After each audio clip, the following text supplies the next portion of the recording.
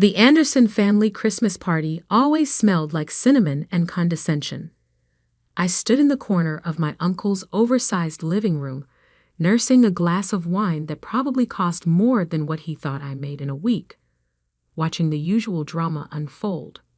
"So, Olivia," Uncle Jack's voice boomed across the room, drawing everyone's attention just the way he liked it. "Still running that little boutique of yours. What do you call it again? The fashion? Something? Impress Collective." I replied calmly, though my grip on the wine glass tightened slightly. "And yes, it's doing quite well, actually. We've expanded to 3 locations this year." He laughed, that particular laugh he reserved for when he wanted to make someone feel small. "That's cute. You know, if you ever want to learn about real business, you should come shadow me at Anderson Technologies for a day. Show you how the big boys play." My cousin Marcus, Jack's son and heir apparent, snickered from his position by the fireplace. He was wearing a suit that probably cost more than my first month's rent, but somehow still managed to look like a boy playing dress-up. "I appreciate the offer," I said, taking another sip of wine, "but I'm actually quite busy with my own ventures." "Ventures?" Uncle Jack's eyebrows shot up. "Selling dresses isn't exactly what I'd call a venture, sweetheart. Now, take what we're doing at Anderson Tech. We just closed a deal with Microdyne Systems. That's real business." I noticed my father shift uncomfortably in his seat. He'd worked under his older brother Jack at Anderson Technologies for 30 years, always one step below the top, always almost but not quite good enough. The company had been started by our grandfather, but somehow Jack had maneuvered his way into controlling everything by the time he was 40. "The Microdyne deal," I said thoughtfully. "That's the one where you're supplying their new manufacturing line with processing chips, right?" Jack's eyes narrowed slightly. "Been reading the business pages, have we?" "Something like that." What he didn't know, what none of them knew, was that I'd been doing a lot more than reading. The little boutique was just the visible tip of a very large, very carefully constructed iceberg. While they were all busy underestimating me, I'd built something they couldn't even imagine. My phone buzzed in my pocket. Another update from my real office.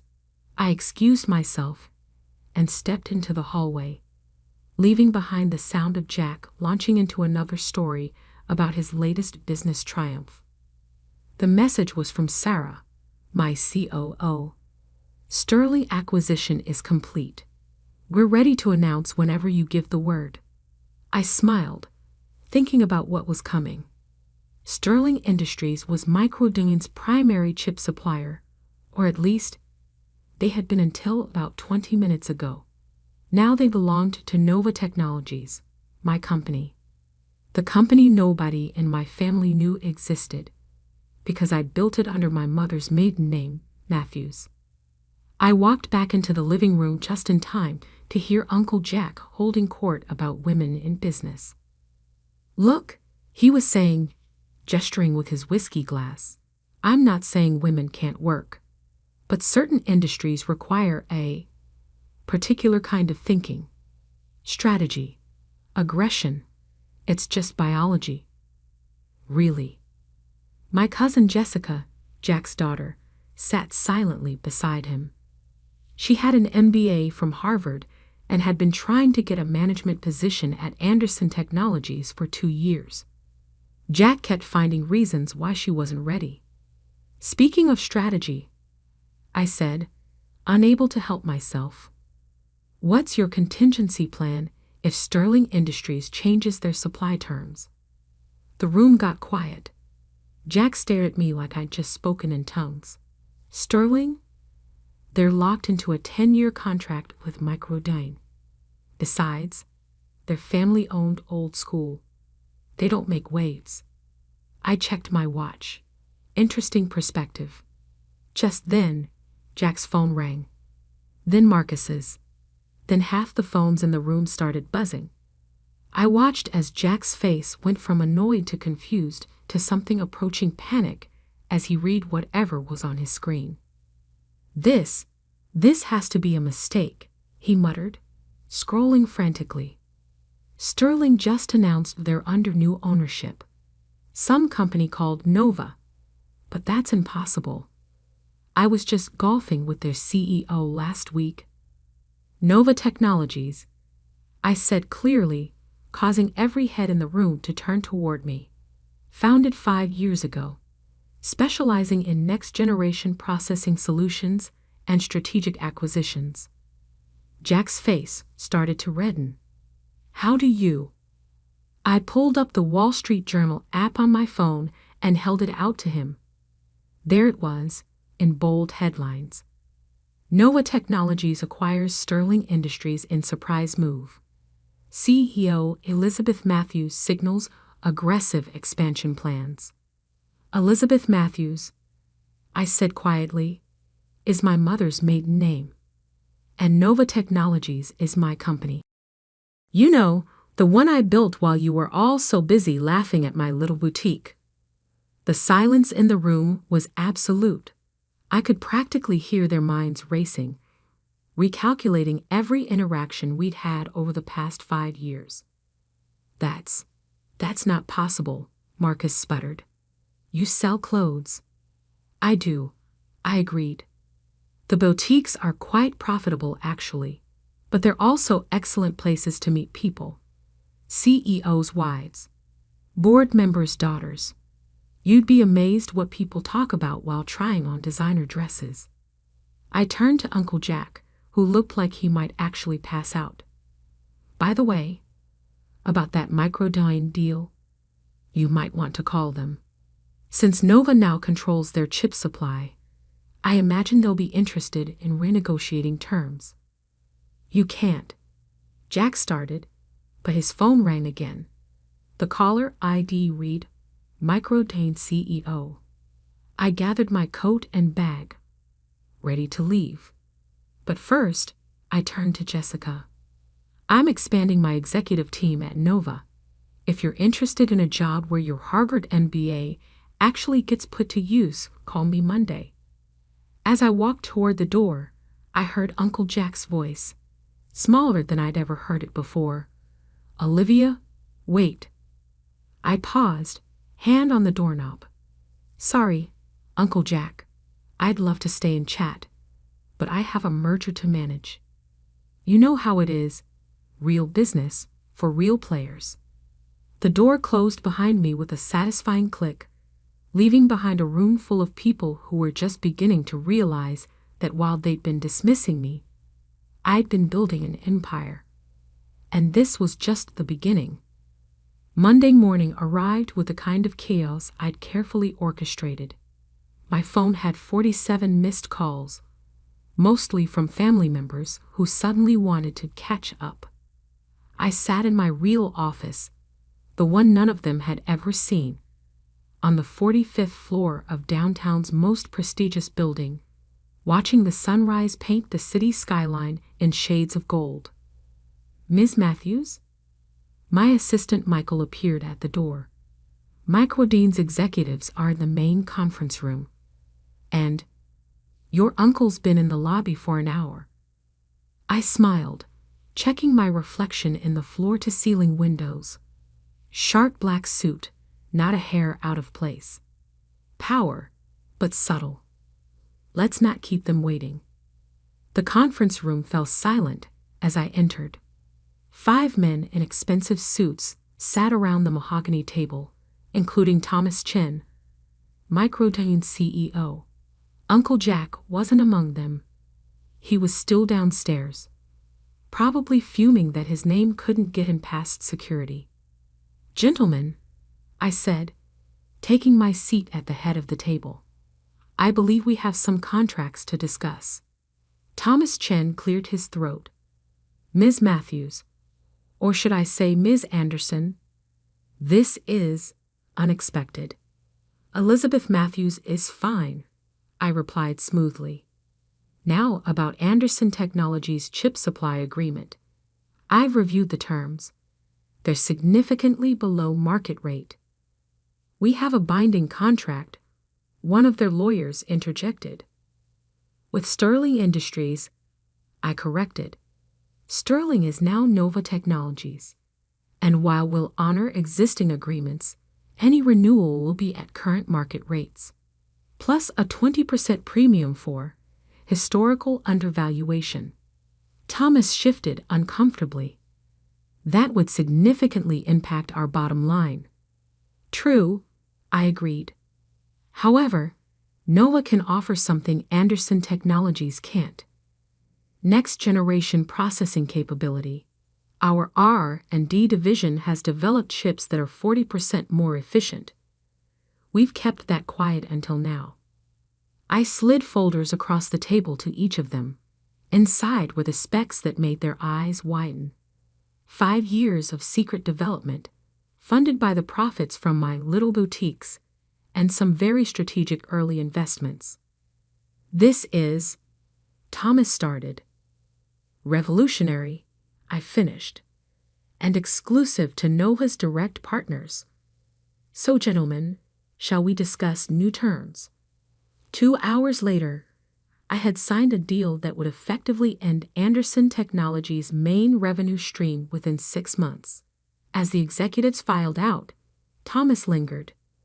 You know, he said quietly, your uncle tried to convince me you were some sort of corporate raider. Said you had no real business experience. I raised an eyebrow. And I just watched you command a room of seasoned executives like you've been doing it for decades. Whatever else you are, Ms. Matthews, you're clearly your grandfather's heir in ways that have nothing to do with the family name.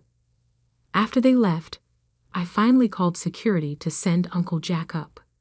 He burst into my office like a storm cloud in an Italian suit. How dare you, he started. You manipulative little. Careful, Uncle Jack, I cut him off. You're in my building now, and I don't tolerate that kind of language in my workplace. He deflated slightly, looking around my office, twice the size of his, with better views and modern art pieces worth more than his car. How? He asked finally. How did you do this without any of us knowing? I learned from you, actually, I replied, gesturing for him to sit. All those years watching you manipulate and maneuver, thinking no one noticed. I noticed everything. I just had a different plan. The boutiques were perfect cover and surprisingly profitable. It turns out when you treat people with respect and actually listen to them, they become incredibly loyal customers and investors. His face darkened. You're trying to destroy me. No, Uncle Jack, I'm trying to build something better. You spent years telling me and Jessica and every other woman in the family that we weren't cut out for real business. I spent those same years proving you wrong. The Microdine contract is being renegotiated as we speak. They're moving all their chip supply to Nova. You might want to warn your shareholders. He slumped in his chair, suddenly looking older. What do you want? Want? I smiled. I want you to go back to the office and explain to your board why you never saw this coming. I want you to tell Jessica why you really kept her out of management. I want you to experience what it feels like to be underestimated and dismissed. I'll fight this, he threatened weakly. You can try. But first, you might want to look into who's been quietly buying Anderson Technologies stock over the past 3 years. Here's a hint. Check under the name Matthews Investment Group. His face went pale. How much? 28%. Not enough for control, but enough to make the next shareholders' meeting very interesting. A knock at my door interrupted us. Jessica walked in, looking professional and determined in a suit that actually fit her role. Sorry I'm late, she said, not sounding sorry at all. Traffic was terrible. Late? Jack looked between us, realization dawning. Yes, I said. Jessica starts today as Nova's new Chief Strategy Officer. Her Harvard MBA will be put to good use here. You can't just take my daughter. She's not yours to keep or take. I cut him off. She's a brilliant executive who deserves a chance to prove it. Unlike you, I believe in promoting people based on talent, not gender. Jessica placed a folder on my desk. The preliminary audit of Anderson Technologies' project management systems as requested. There are significant irregularities. Jack stood up so fast his chair nearly tipped over. This is betrayal. No, Jessica said firmly. This is business. Isn't that what you always taught us? I watched my uncle storm out, knowing this was just the beginning. The real battle would come at the shareholders' meeting next month. But I was ready. I'd been ready for years. Well, Jessica said after he left, that was dramatic. Welcome to real business, I replied with a smile. Now let's talk about phase 2. Because while they thought the Sterling acquisition was my endgame, it was really just my opening move. I had 5 years of careful planning to unveil, and a family empire to rebuild, this time with a very different kind of leadership. The game was just beginning. The Anderson Technologies shareholders meeting was held in the same hotel ballroom where, 15 years ago, I'd watched my grandfather hand control of the company to Uncle Jack instead of my father. I remembered sitting in the back row, barely out of college, watching my father's face as his older brother took everything he'd worked for. Today, I sat in the front row. The tension in the room was palpable. News of the Microdyne contract loss had hit hard. Anderson Technologies' stock had dropped 30% in 2 weeks. The shareholders were out for blood, and Uncle Jack was sweating on the stage. As you can see from our projections, he was saying, his voice lacking its usual confidence, we have several promising alternatives in development. What about Nova Technologies? Someone called out. Is it true they now control our entire supply chain? Jack's eyes found mine in the crowd. I smiled pleasantly. We are in negotiations with Nova, he managed. Is it also true that Nova's CEO is your niece? Another shareholder demanded. The same niece you repeatedly denied a position on the board? Before he could answer, the doors at the back of the ballroom opened. My father walked in, followed by a team of lawyers. Right on schedule. Ladies and gentlemen, my father announced, his voice carrying across the suddenly silent room. I have here documents that should interest all of you. He began distributing folders to the board members. I watched Jack's face as he opened his copy, saw the moment he realized what he was reading. These records show systematic discrimination in hiring and promotion practices, my father continued. They also show irregular accounting of project funds over the past decade, all approved by our current CEO. The room erupted in chaos. Board members were flipping through pages, shareholders were shouting questions. Through it all, I remained seated, calm and composed. This is a trick, Jack shouted over the noise. A conspiracy between my brother and my niece too. To what, Uncle Jack? I stood finally, walking toward the stage. To expose the truth. To show how you've been running this company like your personal kingdom. I took the microphone from him. The room quieted. My name is Olivia Anderson. Though some of you may know me as Elizabeth Matthews, CEO of Nova Technologies. 15 years ago, I sat in this room and watched my grandfather's legacy being twisted into something he never intended. Today, I'm here to restore it. I nodded to my lawyers, who began distributing another set of documents. What you're receiving now is a proposal.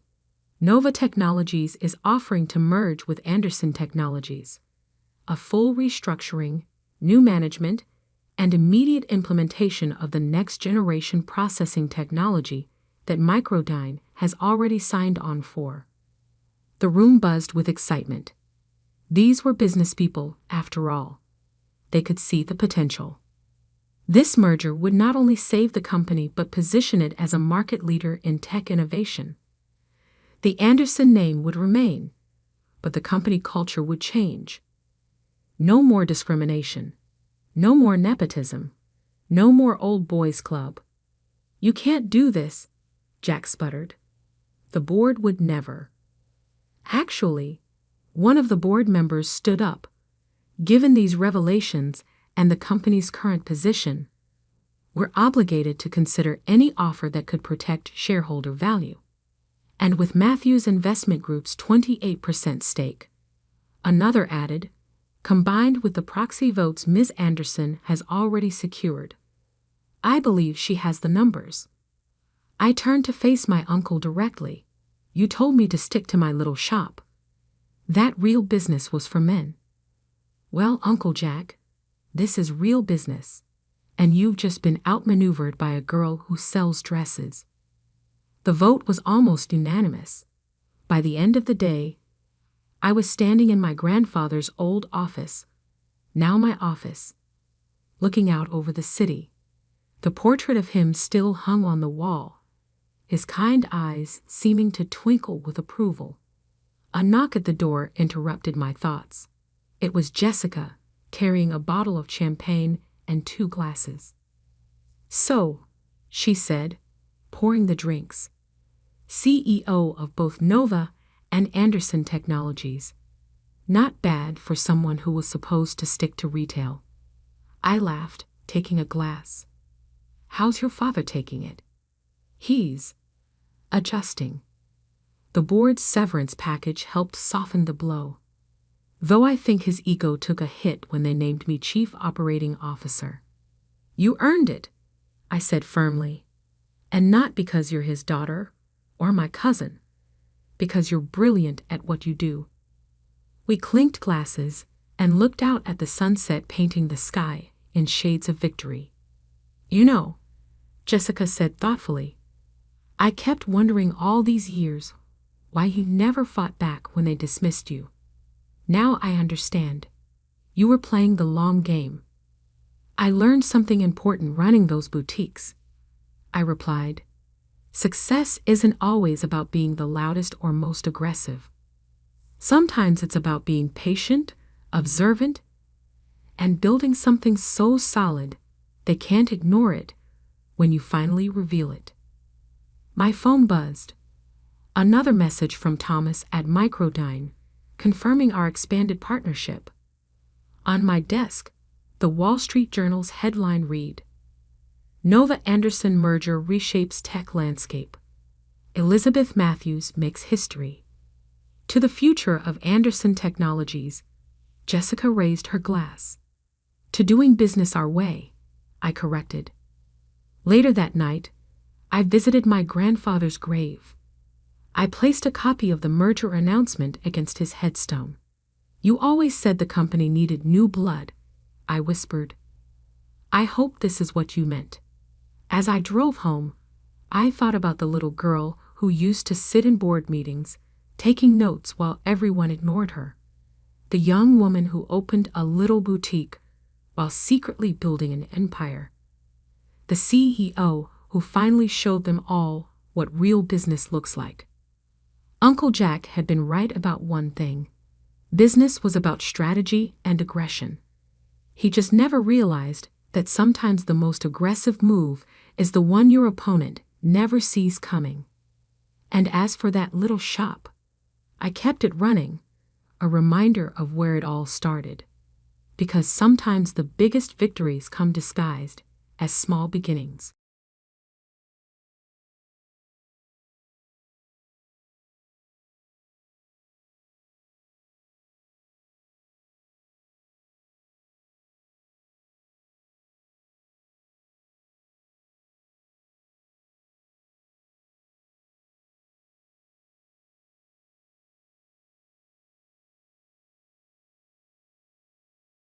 The smell hit me first.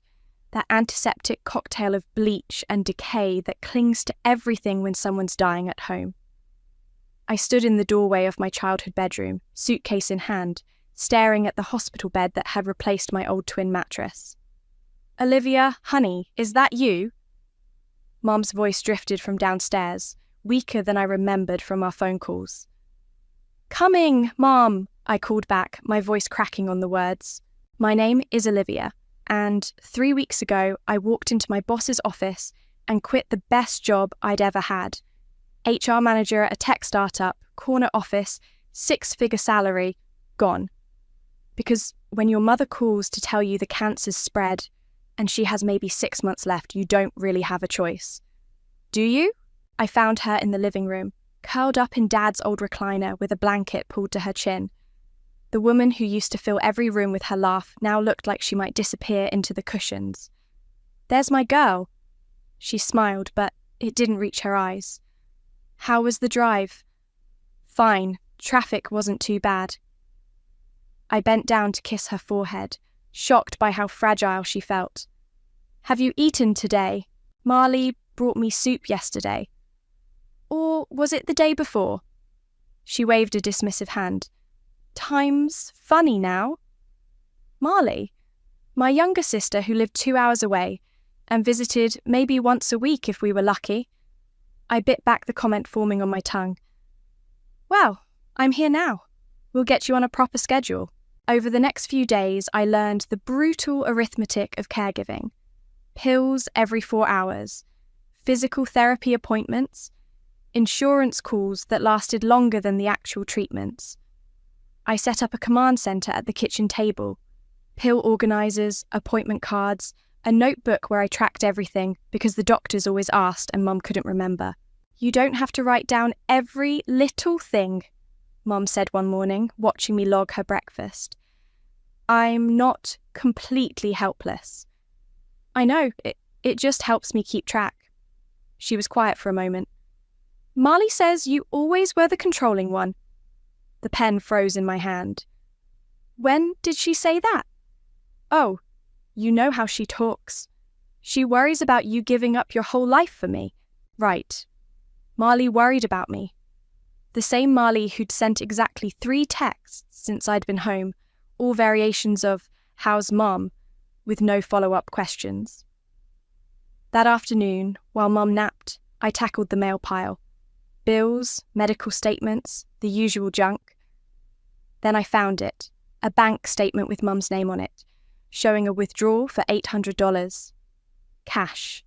Last Tuesday. I stared at the paper.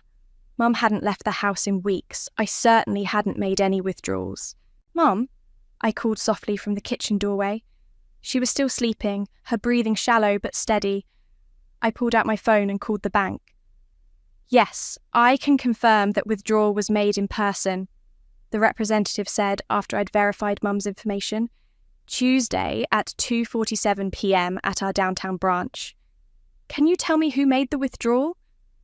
"I'm sorry, I can only confirm it was an authorized user on the account." "Authorized user?" Mum had added Marley to her accounts years ago, back when she was still healthy, and it seemed like a reasonable precaution. But $800 in cash? For what? I hung up and stared at the statement again. Maybe there was an explanation. Maybe Mum had asked Marley to get money for something and forgotten. The medication made her foggy sometimes.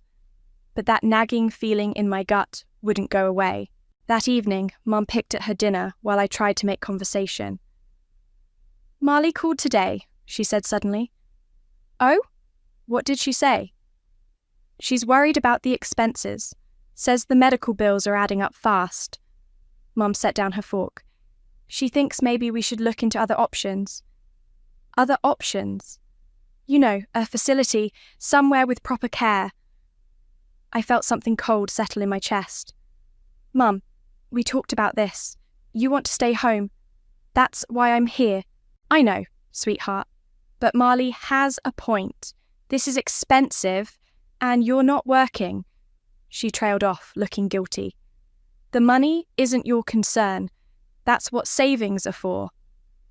But even as I said it, I thought about that $800 withdrawal, about Marley's sudden interest in our expenses, about the way Mum's tone had changed when she mentioned my sister's name. Later that night, I sat in my childhood bedroom, laptop open, trying to make sense of the finances. Everything seemed in order, except for that one withdrawal. I made a note to ask Mum about it tomorrow. My phone buzzed, a text from an unknown number. "Your sister's not who you think she is." I stared at the screen, my heart hammering. Wrong number. Prank. I typed back, "Who is this?" No response. I set the phone aside and tried to focus on the spreadsheet, but the words blurred together. Downstairs, I could hear Mum coughing, a wet sound that meant I'd need to check on her soon. But first, I had some questions that needed answers. Marley showed up Saturday morning like she was arriving at a photo shoot. Designer jeans, perfect makeup, carrying a bouquet of grocery store flowers that probably cost more than I'd spent on food all week. "Livy," she swept into the house, all smiles and energy. "How's our patient today?" Mum's face lit up in a way I hadn't seen since I'd been home. "Marley, honey, you look beautiful." "Oh, thanks, Mum." Marley bent down for a careful hug, then immediately pulled out her phone. "Let me get a picture with you. You look so much better than last week." I watched from the kitchen doorway as she positioned herself next to Mum's chair, angling the phone for the best lighting. Mum tried to smooth her hair, suddenly self-conscious. "Perfect," Marley said, snapping several shots. "I'll post this later so everyone knows you're doing well." "Marlies," I said, stepping into the room, "can I talk to you for a minute?" "Sure, but let me just..." She was already typing on her phone, probably crafting the perfect caption about being a devoted daughter. "Now." She looked up, eyebrows raised. Okay, Mum, I'll be right back." I led her to the kitchen and closed the door. $800, I said without preamble. "What?" "The withdrawal from Mum's account last Tuesday. What was it for?" Marley Shook's expression didn't change, but something flickered behind her eyes. "Oh, that. Mum asked me to get some cash for household expenses. You know, groceries, prescriptions, stuff like that. $800 worth. Have you seen how much her medications cost? Plus, she wanted to have some cash on hand for emergencies." Marley shrugged. "I don't see what the big deal is." "The big deal is that I'm handling all the expenses now. I have a system set up. If Mum needed cash, she could have asked me. Maybe she didn't want to bother you. You've been pretty stressed lately." The casual way she said it made my jaw clench. "I'm not stressed. I'm taking care of our dying mother." "Right, and we're all grateful for that. But maybe you're taking on too much. Mum mentioned you've been writing down everything she eats, timing her medications to the minute." Marley's voice took on a concerned tone. "That's a lot of pressure to put on yourself. Someone has to keep track. Or maybe you're being a little controlling." The kitchen door opened before I could respond. Mum shuffled in, looking between us with worried eyes. "Girls, please don't fight. I can hear you from the living room." "We're not fighting, Mum," Marley said quickly, moving to put an arm around her. "Olivia's just concerned about money, which I totally understand. Taking care of you is expensive." "It's not about the money. Actually," Marley continued, "I've been thinking we should have someone look at the finances. Make sure everything's being handled properly. You know, for Mum's peace of mind." Mum nodded slowly. "That's not a bad idea. Jasper could take a look." Jasper. The family lawyer who'd handled Dad's estate and Mum's will. I felt like I was being manoeuvred into a corner. "Fine," I said, "if that's what you want." "It's just to make sure everything's above board," Marley said. "I mean, you've been handling a lot of cash transactions lately." "What cash transactions?" "Well, the grocery money, the pharmacy runs, household expenses. It adds up, and with Mum's condition, she might not remember every little purchase. I stared at her. Are you suggesting I'm stealing from Mum? Of course not. I'm just saying it would be good to have documentation for tax purposes and stuff. Mom looked distressed. Girls, please. I trust both of you completely. I know you do, Mom, Marley said, squeezing her shoulder. But Olivia's given up her job, her apartment, her whole life to be here. That's a lot of financial pressure. Maybe she's feeling tempted to supplement her income a little. The room went dead silent. I could hear the refrigerator humming, the clock ticking on the wall, my own heartbeat pounding in my ears. Supplement my income? My voice came out deadly quiet. I'm not accusing you of anything, Marley said quickly. I'm just saying it would be natural if... Get out. Olivia. Get out of this house right now. Mom, see what I mean? Marley turned to our mother with wounded eyes. This is exactly the kind of defensive behaviour that worries me. Mom looked torn, glancing between us. Maybe we should all just calm down. I am calm, I said. I'm calmly asking my sister to leave. Marley gathered her purse, her expression shifting to martyred sadness. I'll call you later, Mum. Try not to let this stress you out too much. She kissed Mum's cheek and headed for the door, then paused. Oh, and Olivia? You might want to save those receipts. Jasper's going to want to see them. After she left, Mum and I sat in uncomfortable silence. Finally, she spoke. She's just worried about you, honey. We both are. I know, Mum, but as I helped her back to her chair, I couldn't shake the feeling that I'd just been played. Marley had walked in here, planted seeds of doubt about my character, and left me looking like the unstable one. That night, after Mum was asleep, I found myself standing at the kitchen window, staring out at the dark street. My phone was on the counter, and I kept glancing at it, thinking about that anonymous text. Finally, I picked it up and scrolled through my contacts until I found Amara's number. She lived next door and had been Mum's friend for 20 years. If anyone would give me a straight answer, it would be her. Amara, it's Olivia. Can we talk? Amara came over Sunday morning with coffee and the kind of direct stare that meant business. Your sister's up to something, she said before I'd even closed the front door. What do you mean? I mean, I've been watching this family for 20 years, and that girl has never cared about anyone but herself. Amara set the coffee cups on the kitchen table. Now suddenly, she's concerned about finances. She says she's worried about Mom. Bullshit. Amara's voice was flat. She's worried about her inheritance. The word hung in the air between us. I'd been dancing around it for days, but hearing someone else say it out loud made my stomach drop. You think that's what this is about? Honey, your mother owns this house outright, has a decent life insurance policy, and probably has more in savings than she lets on. Marley knows that. Before I could respond, Mum called from the living room. Olivia, could you come here for a minute? I found her sitting up in her chair, looking more alert than she had in days. I've been thinking about what Marley said yesterday, she began, about the expenses.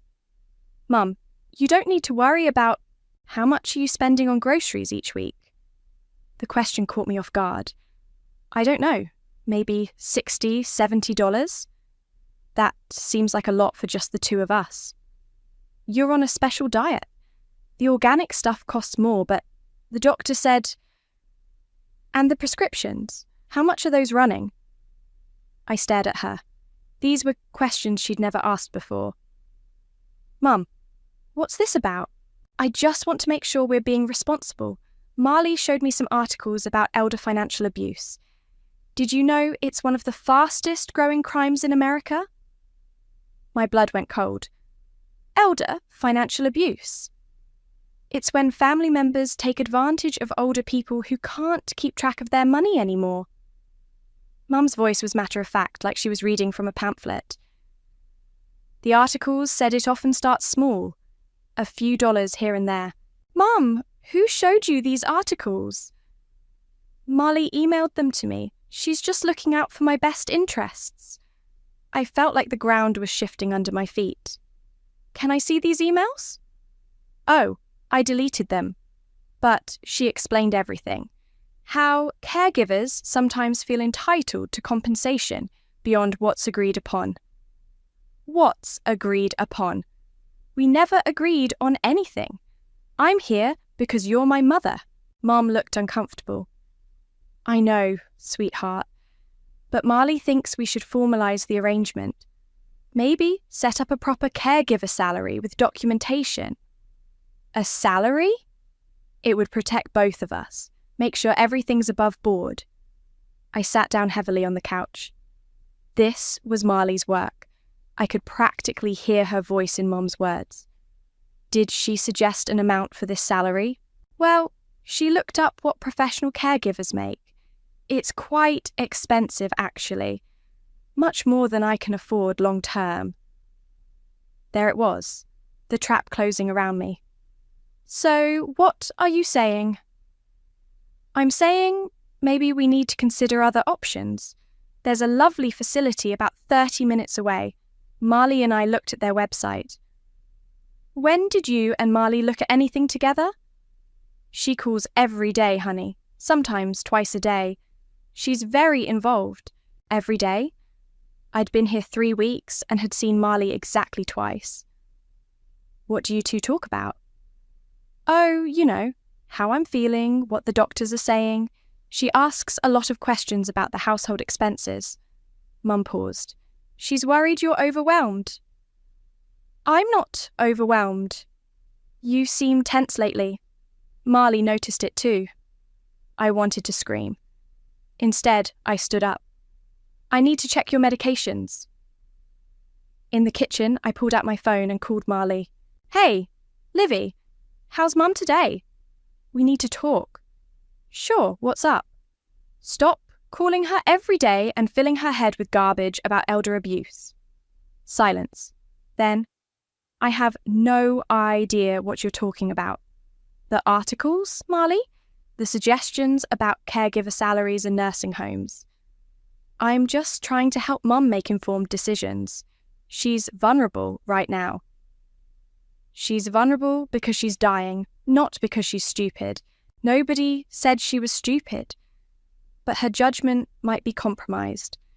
The medications, the stress of being sick. Her judgment is fine. Is it? Because she told me she can't remember giving you permission to spend $800 last week. My hand tightened on the phone. What's $800? The cash you took from her account. She's confused about it. I never took any cash from her account. You did. That's not what Mum remembers. The kitchen started spinning. Put her on the phone. She's resting right now. But, Olivia, maybe we should have Jasper come by sooner rather than later, just to clear up any confusion. Fine. Call him. Already did. He'll be here Tuesday. The line went dead.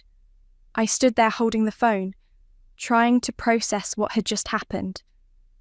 Somehow, in the space of a week, I'd gone from devoted daughter to suspected thief.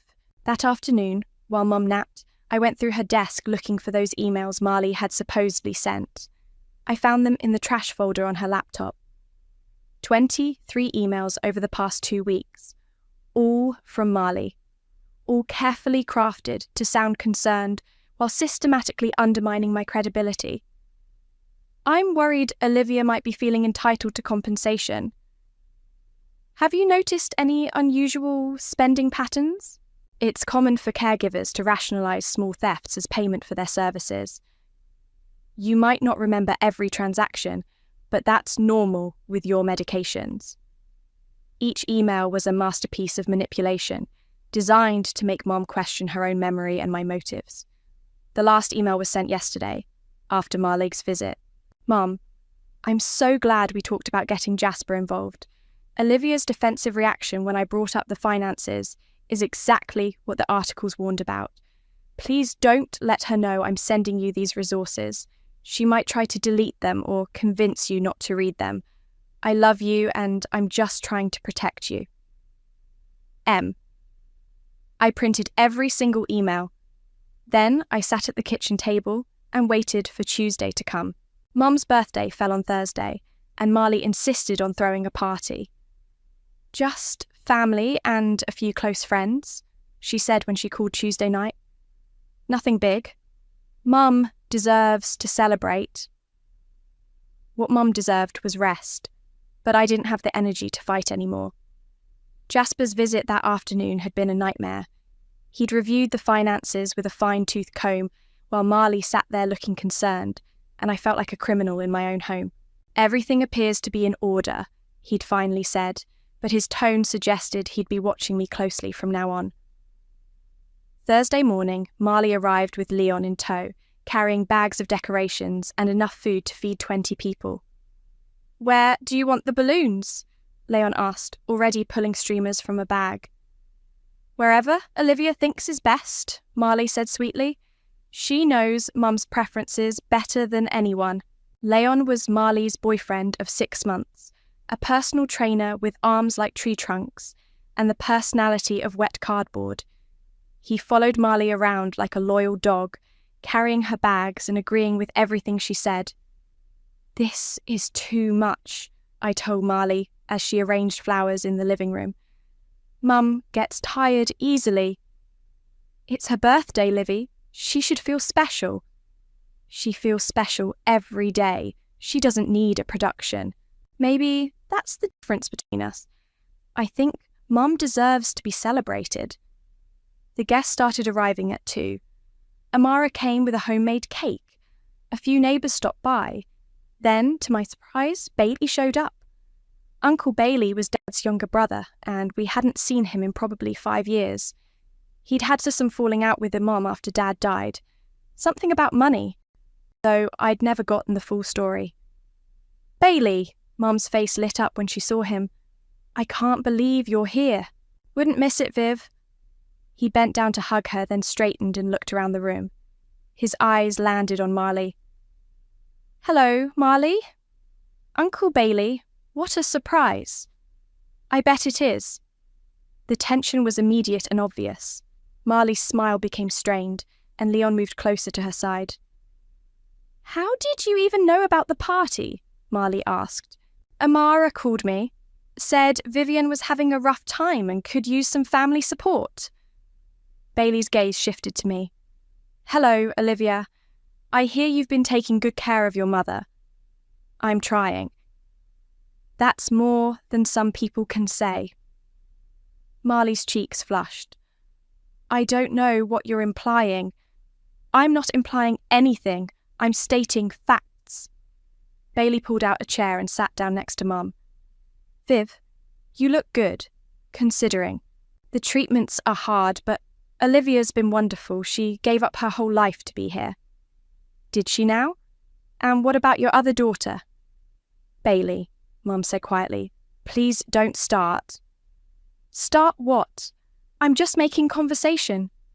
He looked at Marley. "How often do you visit, sweetheart?" "As often as I can. I live 2 hours away and I have a job." "Right, a job. Very important." Bailey's voice was dry. "What is it you do again?" "I'm in marketing." "Marketing? Of course." He turned back to Mum.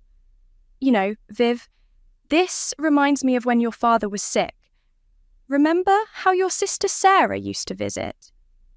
Mum's expression grew uncomfortable. "That was different." "Was it?"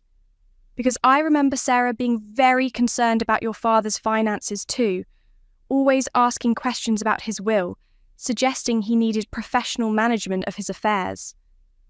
"Uncle Bailey," Marley said sharply, "I don't think this is appropriate." And I remember how shocked everyone was when we found out Sarah had been forging his signature on checks. Small amounts at first, then bigger ones. The room went dead silent. Leon's hand moved to Marley's shoulder. "That has nothing to do with anything," Marley said. "Doesn't it? Because the way I hear it, you've been very interested in your mother's bank account lately. I'm protecting her interests. From who? Olivia? Bailey laughed, but there was no humour in it. The daughter who quit her job and moved back home.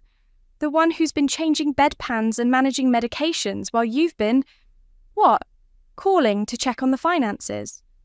You don't know what you're talking about. I know exactly what I'm talking about. I've seen this playbook before. Mom struggled to sit up straighter. Bailey, please. It's my birthday. You're right, Viv. I'm sorry. He patted her hand gently. But I want you to know something. If you ever need anything at all, you call me. Day or night. He pulled out his phone and showed her the screen. I'm putting my number in your contacts right now. And Olivia, you have my number too, right? I think so. Good. Because family looks out for family. Real family. The party continued, but the mood was strained. Marley kept shooting daggers at Bailey, who seemed completely unbothered. Leon hovered protectively, occasionally whispering in Marley's ear. After everyone left, I was cleaning up when Mom called me over. Sit with me for a minute, she said. I sat on the couch next to her chair. She looked exhausted but thoughtful. Bailey's always been dramatic, she said finally. Maybe. But he's not wrong about everything. What do you mean? Mum, do you really think I'm stealing from you? She was quiet for a long moment. I don't know what to think anymore. My mind feels fuzzy most of the time. I can't remember what I did yesterday, let alone last week. That's the medication talking. It doesn't mean your judgment is compromised. But what if it is? What if I'm not seeing things clearly? Then trust the people who've earned your trust, not the people who are trying to convince you that you can't trust yourself. She nodded slowly. Marley means well. Does she? She's my daughter, of course she does. So am I. I know, sweetheart. I know. That night, I was loading the dishwasher when my phone buzzed. Another text from the unknown number. Ask your mother about the safety deposit box, the one Marley doesn't know about. I stared at the message, my heart pounding. Then I typed back. Who is this? This time, there was a response. Someone who cares about your mother. Check the box in her bedroom closet, top shelf, behind the photo albums. I looked toward the stairs, then back at my phone. Why should I trust you? Because tomorrow might be too late. I waited until Mum was asleep before creeping upstairs to her bedroom. The closet smelled like her perfume and mothballs. I pushed aside the photo albums on the top shelf and felt around until my fingers hit something solid. A metal lockbox about the size of a shoebox. I carried it downstairs to the kitchen and set it on the table. No key, but the lock looked old. I found a paperclip in the junk drawer and worked at it until it clicked open. Inside were documents, bank statements from an account I'd never seen, insurance papers, and at the bottom, a sealed envelope with, for Jasper, if trust is broken, written in Mum's shaky handwriting. The bank statements showed regular deposits over the past 2 years. Small amounts, but they added up. The account had almost $30,000 in it. My phone rang. Marley. Hey, how's Mum feeling after the party? Tired. What do you want? I've been thinking about what Bailey said today. He was way out of line. Was he? Of course he was. And honestly, I'm worried about his influence on you. He's always been jealous of our family. Jealous of what? The inheritance, obviously. He knows Mum has money and he's trying to turn you against me so he can get his hands on it. I looked down at the bank statements. What inheritance, Marley? Don't play dumb. The house, the life insurance, her savings, it's probably worth $500,000, maybe more. And you think Bailey wants that? I think Bailey wants to cause trouble, just like he did when Dad died. What happened when Dad died? Silence. Then, nothing. Family drama. Look, the point is, we can't let him manipulate Mom. She's vulnerable right now. She seemed pretty happy to see him. Because she's not thinking clearly. The medication, the stress. Stop saying that. Saying what? That she's not thinking clearly. That her judgment is compromised. She's sick, not stupid. I never said she was stupid. You've been implying it for weeks.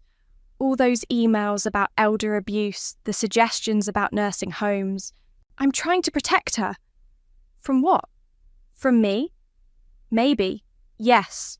I think the stress of caregiving is affecting your judgment. I almost laughed. My judgment? You've given up everything for her.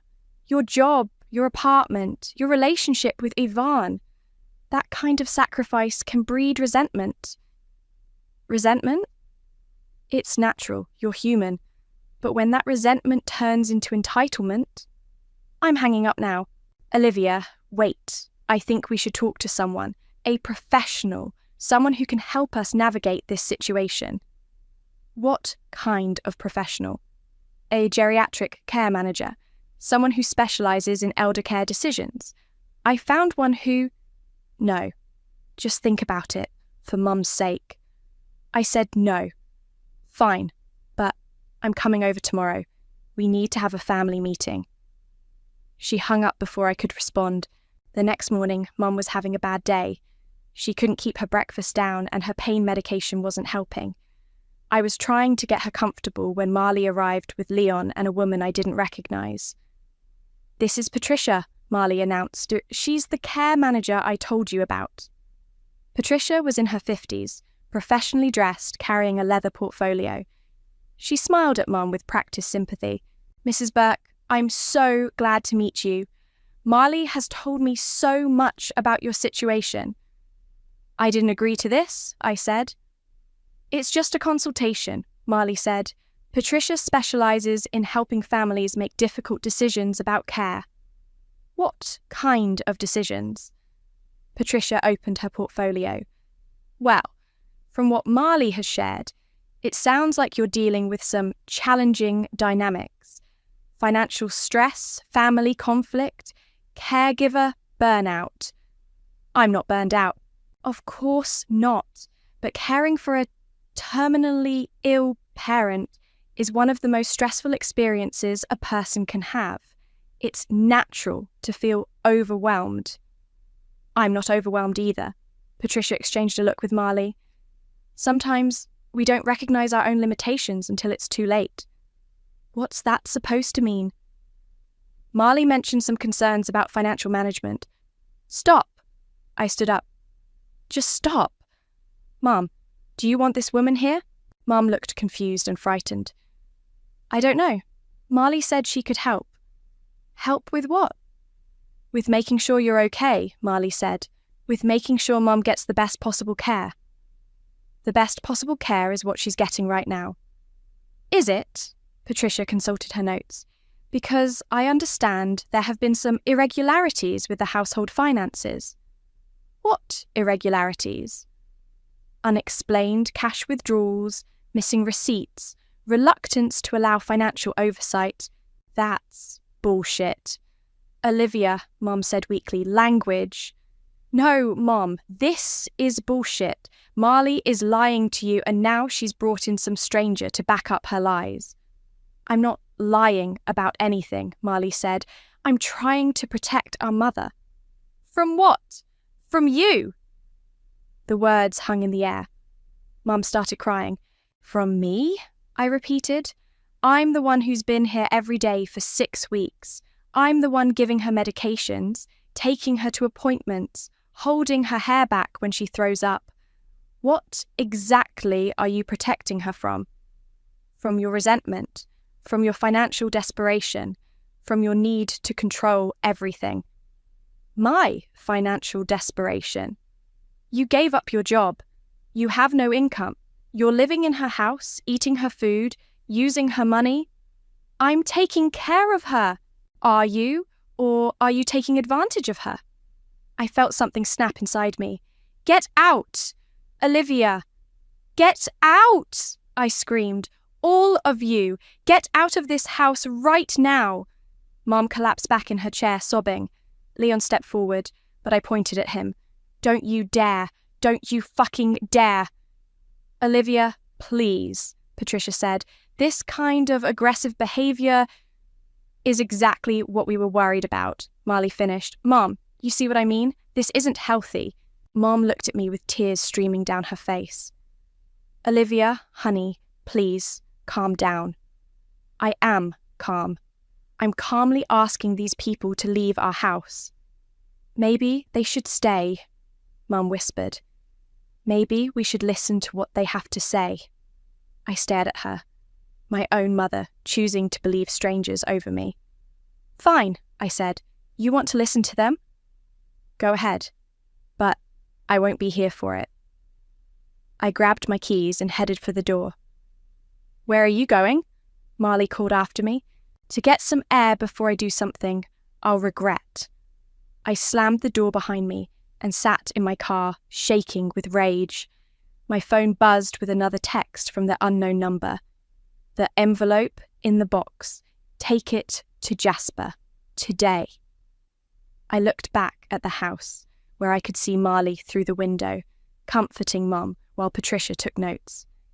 Then I started the car and drove to Jasper's office. Jasper's office was in an old Victorian house downtown, all dark wood and leather-bound books.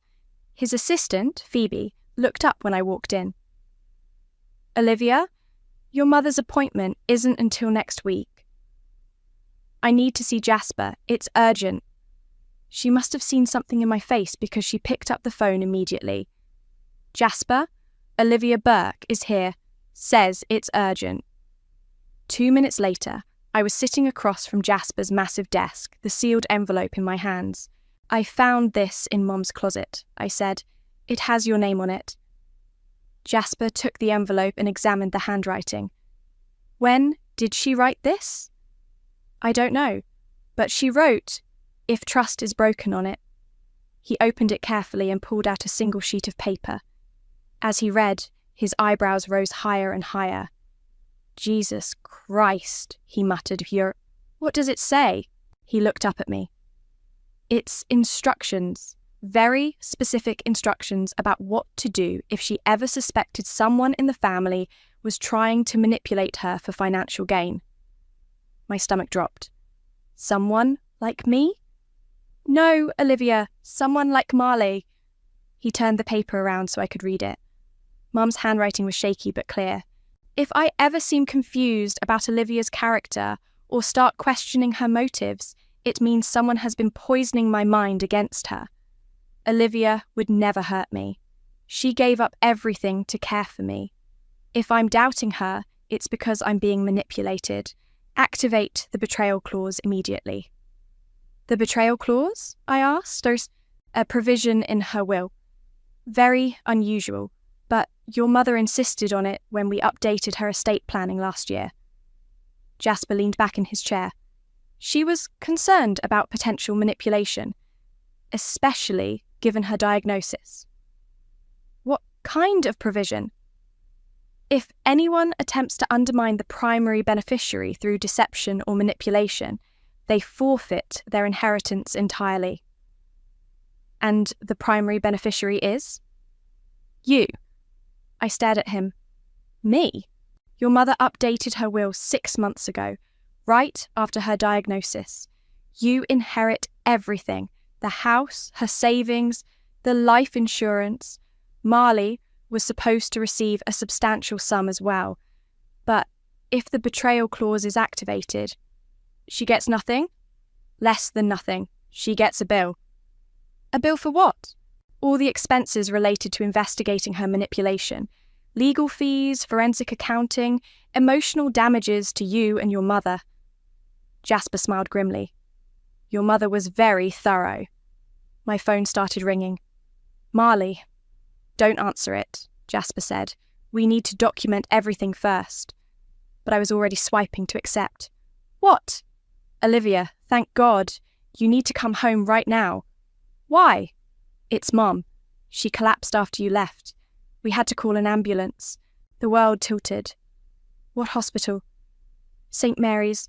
But, Olivia, before you come... I hung up and looked at Jasper. I have to go. Wait. He stood up. Take this with you. He handed me a business card. That's my direct line. If anything seems off, if anyone tries to make decisions without consulting you, call me immediately. What about the betrayal clause? I'll start the paperwork. But, Olivia, be careful. If Marley suspects what we know, she might get desperate. I drove to the hospital in a panic, my mind racing between worry for Mum and anger at the situation. The emergency room was chaos, but I found Marley in the waiting area with Leon and Patricia. How is she? I asked, when she's stable. They're running tests. Marley's eyes were red from crying. The doctor thinks it was the stress from the argument. Guilt hit me like a punch to the gut. Can I see her? Family, only right now. But, Olivia, we need to talk about what happens next. What do you mean? Patricia stepped forward. Given today's events, we think it might be best if your mother had professional care going forward. Professional care? A facility, Marley said. Somewhere she can get round-the-clock attention without the family drama. You mean a nursing home? A care facility. Patricia knows of an excellent place. No. Olivia, be reasonable. Today proved that the current situation isn't working. Today proved that you're willing to stress out our dying mother to get what you want. What I want is what's best for her. Bullshit. Leon stood up. Hey, watch how you talk to her. Or what? Or maybe you need to step back and let the adults handle this. I laughed. The adults? You mean the personal trainer and the marketing coordinator? Yeah, I'm sure you're both experts on elder care. We're experts on recognizing when someone's lost perspective, Patricia said. Your behavior today was concerning, Olivia. The aggression, the paranoia. Accusing your sister of lying, refusing professional help, isolating your mother from support systems. Support systems like you? Like family members who aren't emotionally compromised. A nurse approached us. Family of Vivian Burke? Yes, Marley and I said simultaneously. She's asking for her daughter. Which daughter? Marley asked. The nurse looked between us. She said Olivia. She wants to see Olivia. Marley's face flushed. I'm her daughter too. I'm sorry, but she was very specific. She said to bring Olivia and no one else. I followed the nurse down the hallway, leaving Marley fuming in the waiting room. Mum was propped up in bed, looking small and fragile against the white sheets. But her eyes were clear when she saw me. There you are, she said. I was worried you wouldn't come back. Of course I came back. How are you feeling? Tired, confused, but clearer than I've been in weeks. She reached for my hand. Olivia, I need to tell you something. What? I remember now. The emails, the phone calls, the way Marley kept asking about money. Her grip tightened. She's been lying to me, hasn't she? I felt tears starting. Yeah, Mum, she has. I'm so sorry. I should have trusted you. It's okay. The medication makes everything fuzzy. No, it's not the medication. It's guilt. She looked away. I've always favoured her, even when I knew she was manipulating me. Part of me wanted to believe her because she's my baby. Mum, but you're the one who came home. You're the one who gave up everything to take care of me. She looked back at me with tears in her eyes. And I let her convince me you were the problem. It doesn't matter now. Yes, it does, because I need you to know whatever happens to me, you're going to be okay. I made sure of it. Before I could ask what she meant, the door opened and Marley walked in. Mum, thank God you're awake. We were so worried. out, Mum said quietly. Marley stopped. What? I said get out. I don't want to see you right now. Mum, you're upset. You're not thinking clearly. I'm thinking more clearly than I have in months. Get out of my room. Marley looked at me like this was somehow my fault. Olivia, what did you say to her? Nothing. She figured it out on her own. Figured what out? Mum's voice was steel. That you've been lying to me. That you've been trying to turn me against the daughter who actually loves me. That's not, I do love you. You love my money. There's a difference. Marley's mask finally slipped completely. Fine. You want to believe her lies? Go ahead, but don't come crying to me when she bleeds you dry. She stormed out, Leon trailing behind her. Mum squeezed my hand. Call Jasper. Tell him it's time. Time for what? To activate the betrayal clause. I stared at her. You know about that? She smiled weakly. Honey, I may be dying, but I'm not dead yet. Mom died 3 days later, quietly in her sleep at home. I was holding her hand when it happened.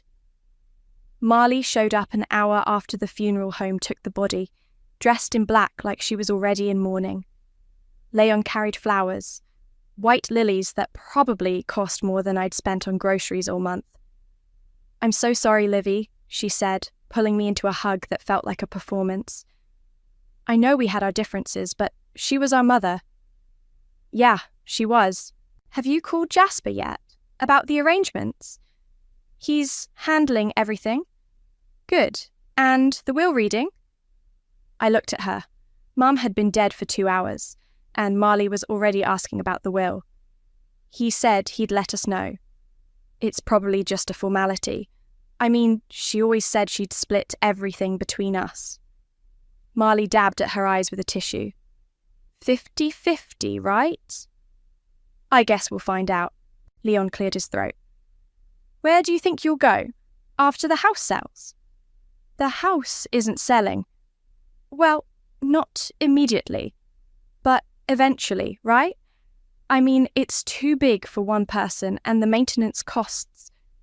Leon, Marley said sharply, not now. But I could see the wheels turning in both their heads. They'd already decided how to divide everything up, probably down to Mum's jewellery and china. Jasper called that evening. The will reading is scheduled for Friday at 2. My office. Who's going to be there? You, Marley, Bailey, and a few witnesses. Standard procedure. Witnesses? Amara, Phoebe, and Dr. Martinez. Your mother requested them specifically. Dr. Martinez was Mum's oncologist. I wondered why she'd want him there, but I was too tired to ask. Friday came too fast. I sat in Jasper's conference room, watching Marley fidget with her purse while Leon whispered reassurances in her ear. Bailey sat across from me, his expression unreadable. Amara squeezed my shoulder as she took her seat. Before we begin, Jasper said, I want to note that this will was updated 6 months ago, and Mrs. Burke was of sound mind when she made these decisions. Dr. Martinez can attest to that. Dr. Martinez nodded. Vivian was lucid and competent throughout her treatment. Her cognitive function was never compromised. Marley shifted in her chair. Of course she was competent. Why would you even mention that? Because, Jasper said, opening a thick folder, some of the provisions in this will are unusual. Your mother wanted to ensure there could be no question about her mental state. He pulled out the will and began reading the standard legal language. Then he got to the meat of it.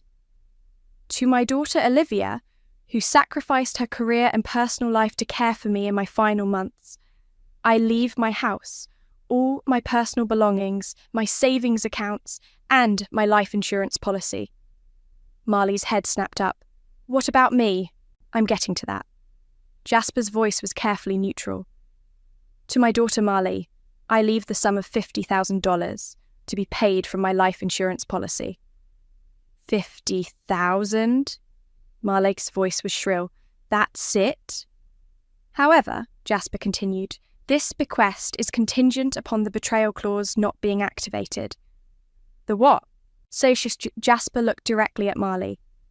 Your mother included a provision that would void your inheritance if you attempted to manipulate her against Olivia or undermine Olivia's care through deception. The room went dead silent. That's ridiculous, Marley said. I have evidence that suggests otherwise. Jasper pulled out a thick stack of papers, 23 emails sent to your mother over a 2-week period, all designed to make her question Olivia's motives and financial integrity. He began reading from the emails, his voice flat and professional. Each one was worse than the last, carefully crafted lies designed to poison Mom against me. Furthermore, Jasper continued, we have phone records showing daily calls during which you systematically undermined Olivia's credibility. Those were just conversations. We also have testimony from Patricia Williams, the care manager you hired, stating that you specifically asked her to recommend institutionalizing your mother against Olivia's wishes. Marley's face was white. You can't prove any of this was manipulation. Actually, I can. Jasper pulled out another document. Your mother recorded several of your phone conversations. She what? She became suspicious of your motives and started recording your calls. Would you like me to play them? No, Marley whispered. In one particularly damning conversation, you told her that Olivia was probably skimming money and that she wouldn't even see it coming when you had her declared incompetent. Leon stood up. This is bullshit. You can't take away her inheritance based on some recordings. Actually, I can. The betrayal clause is legally binding. Jasper looked at Marley with something like pity. Your mother was very thorough. So, what does that mean? Marley's voice was barely audible. It means you inherit nothing. In fact, you owe the estate money. Oh, money? Legal fees for this investigation, compensation for emotional distress caused to Olivia, and reimbursement for the $800 you withdrew from your mother's account without permission. I had permission. No, you didn't. Your mother never authorized that withdrawal. She was saving that money for Olivia's expenses. Marley looked around the room desperately. This is insane. You can't do this to me. I'm her daughter. So is Olivia, Bailey said quietly. The difference is, Olivia acted like one. I loved her. You loved her money? Amara said. There's a difference. Marley turned to me, tears streaming down her face. Livy, please. You can't let them do this. We're sisters. I looked at her, really looked at her, and saw a stranger. Someone who'd been willing to destroy our mother's peace of mind for money. Someone who tried to convince a dying woman that her devoted daughter was stealing from her. We were sisters, I said, but sisters don't do what you did. I was protecting her.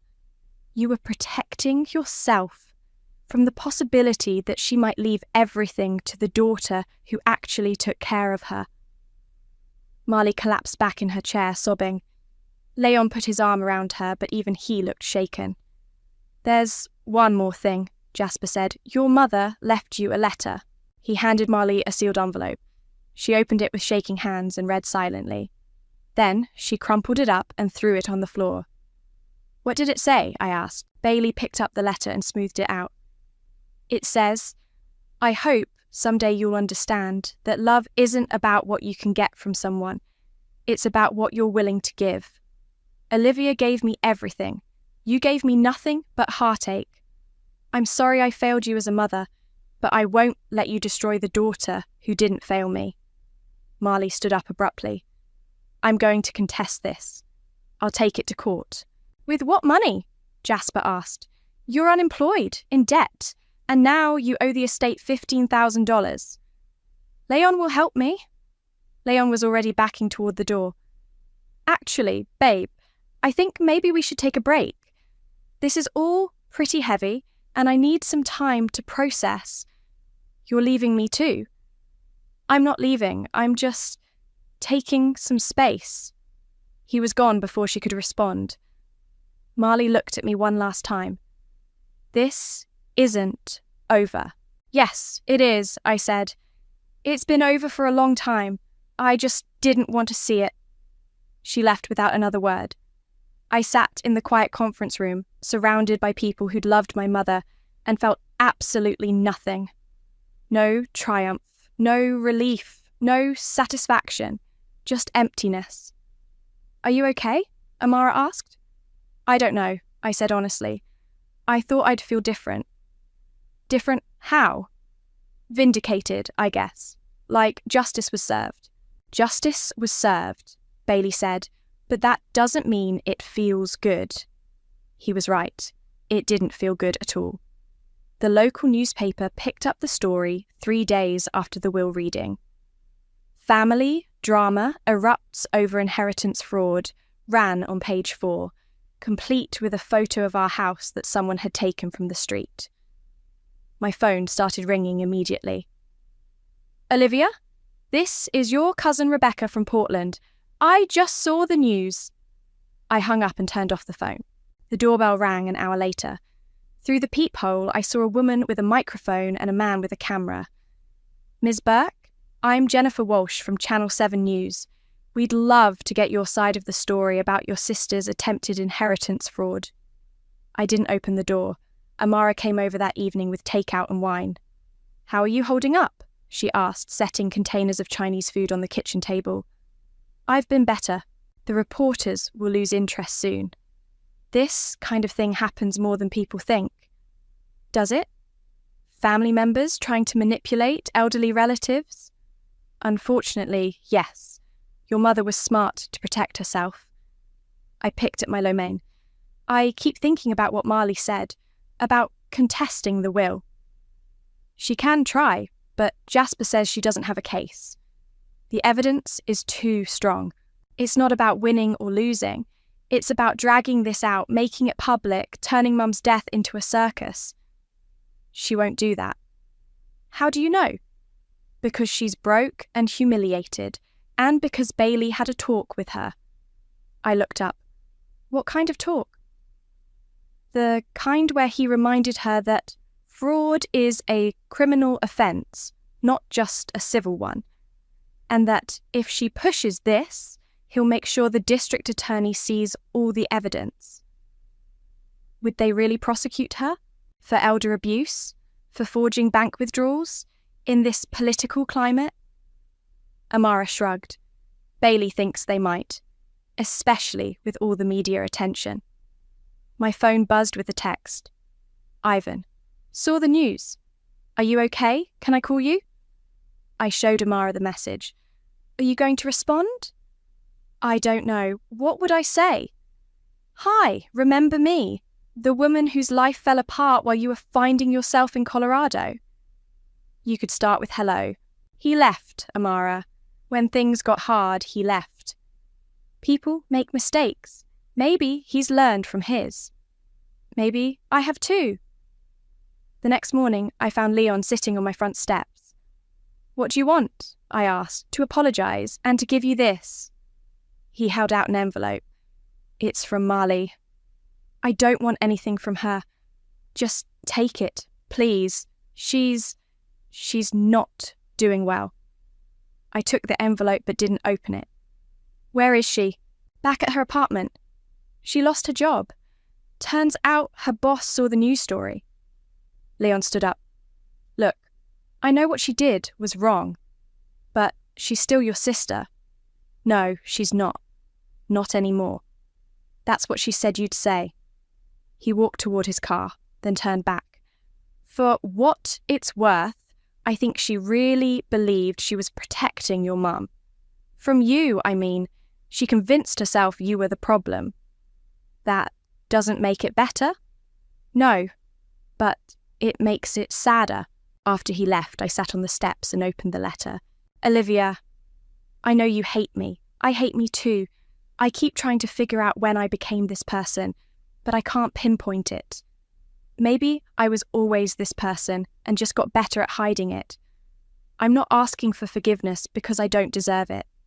I'm not even asking you to understand because I don't understand it myself. I just want you to know that I loved Mum.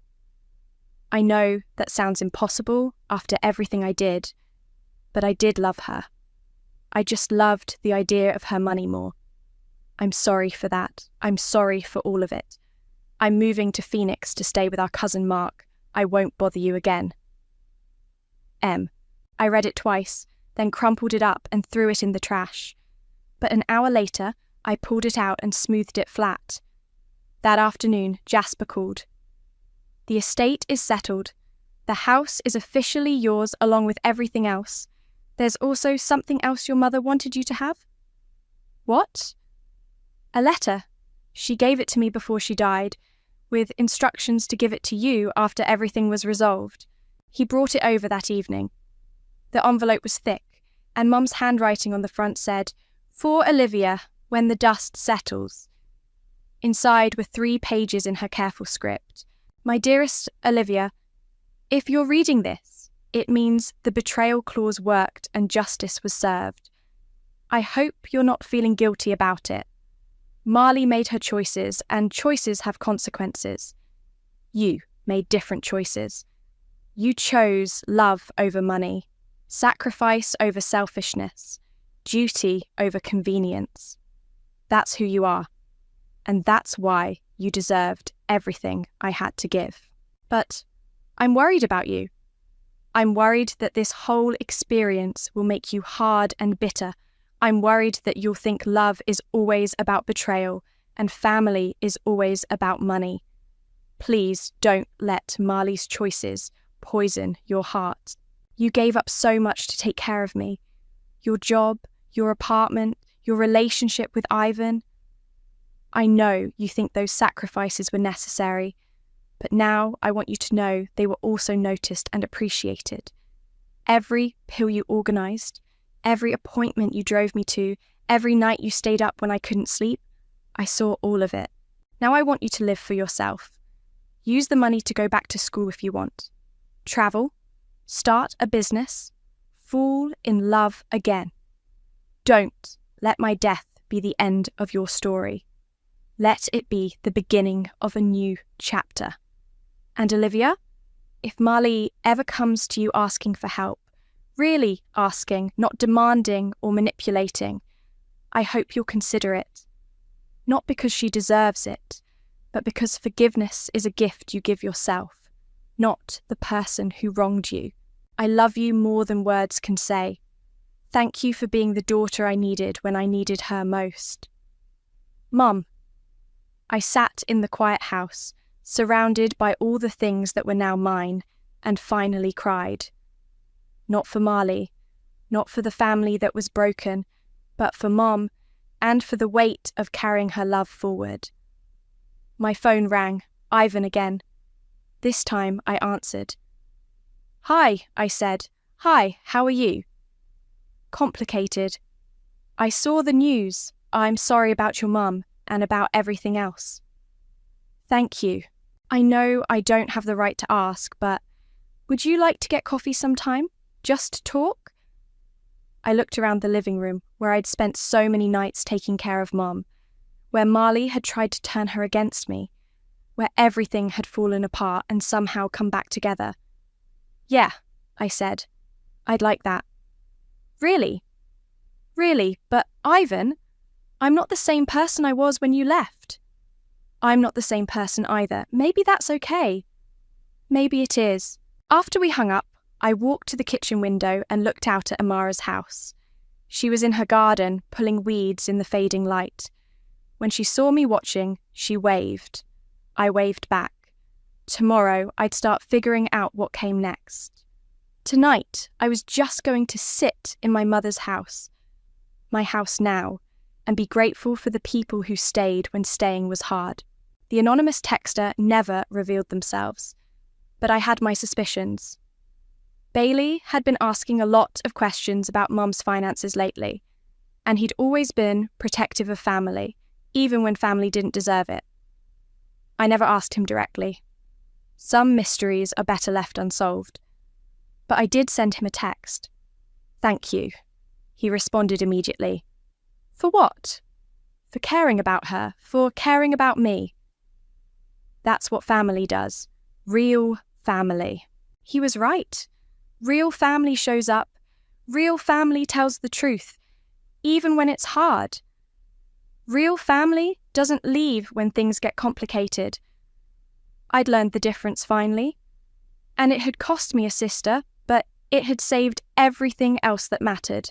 I spent over $51,000 in 1 year to help my parents, but in the end, I realized that money couldn't make them love me. Every week, I sent $12,000, even when it hurt. I kept telling myself I was doing the right thing. I believed families should support each other. But no matter what I did, it was never enough. They always found someone else to praise. That person was Jacqueline, my younger sister. She never had to worry about money. She didn't have to work hard or struggle. She married a rich man, and just like that, she became the star of the family. My parents acted like she was a hero, like she had done something amazing. They treated her like a genius with money, even though she never earned a dollar on her own. I, on the other hand, worked myself to the point of exhaustion. I gave them everything I had, but they still treated me like I was just there to give money. When my dad lost his job, my mom called me in the middle of the night. She was crying and scared, saying they didn't know what to do. She said they might lose the house if someone didn't help. I sat there holding my phone, my heart racing. I didn't have much money either. I had rent, insurance, car payments, and student loans. But how could I say no when my mom was crying? I told her, "Mom, I'll send you the money. I won't let you lose the house." The next day, I sent the first $2,000. At first, I thought I was doing the right thing. Helping family felt right. But soon, it felt like a hole that would never be filled. Every week, my mom sent more messages. "Kelly, things are tight again. Can you send a little more?"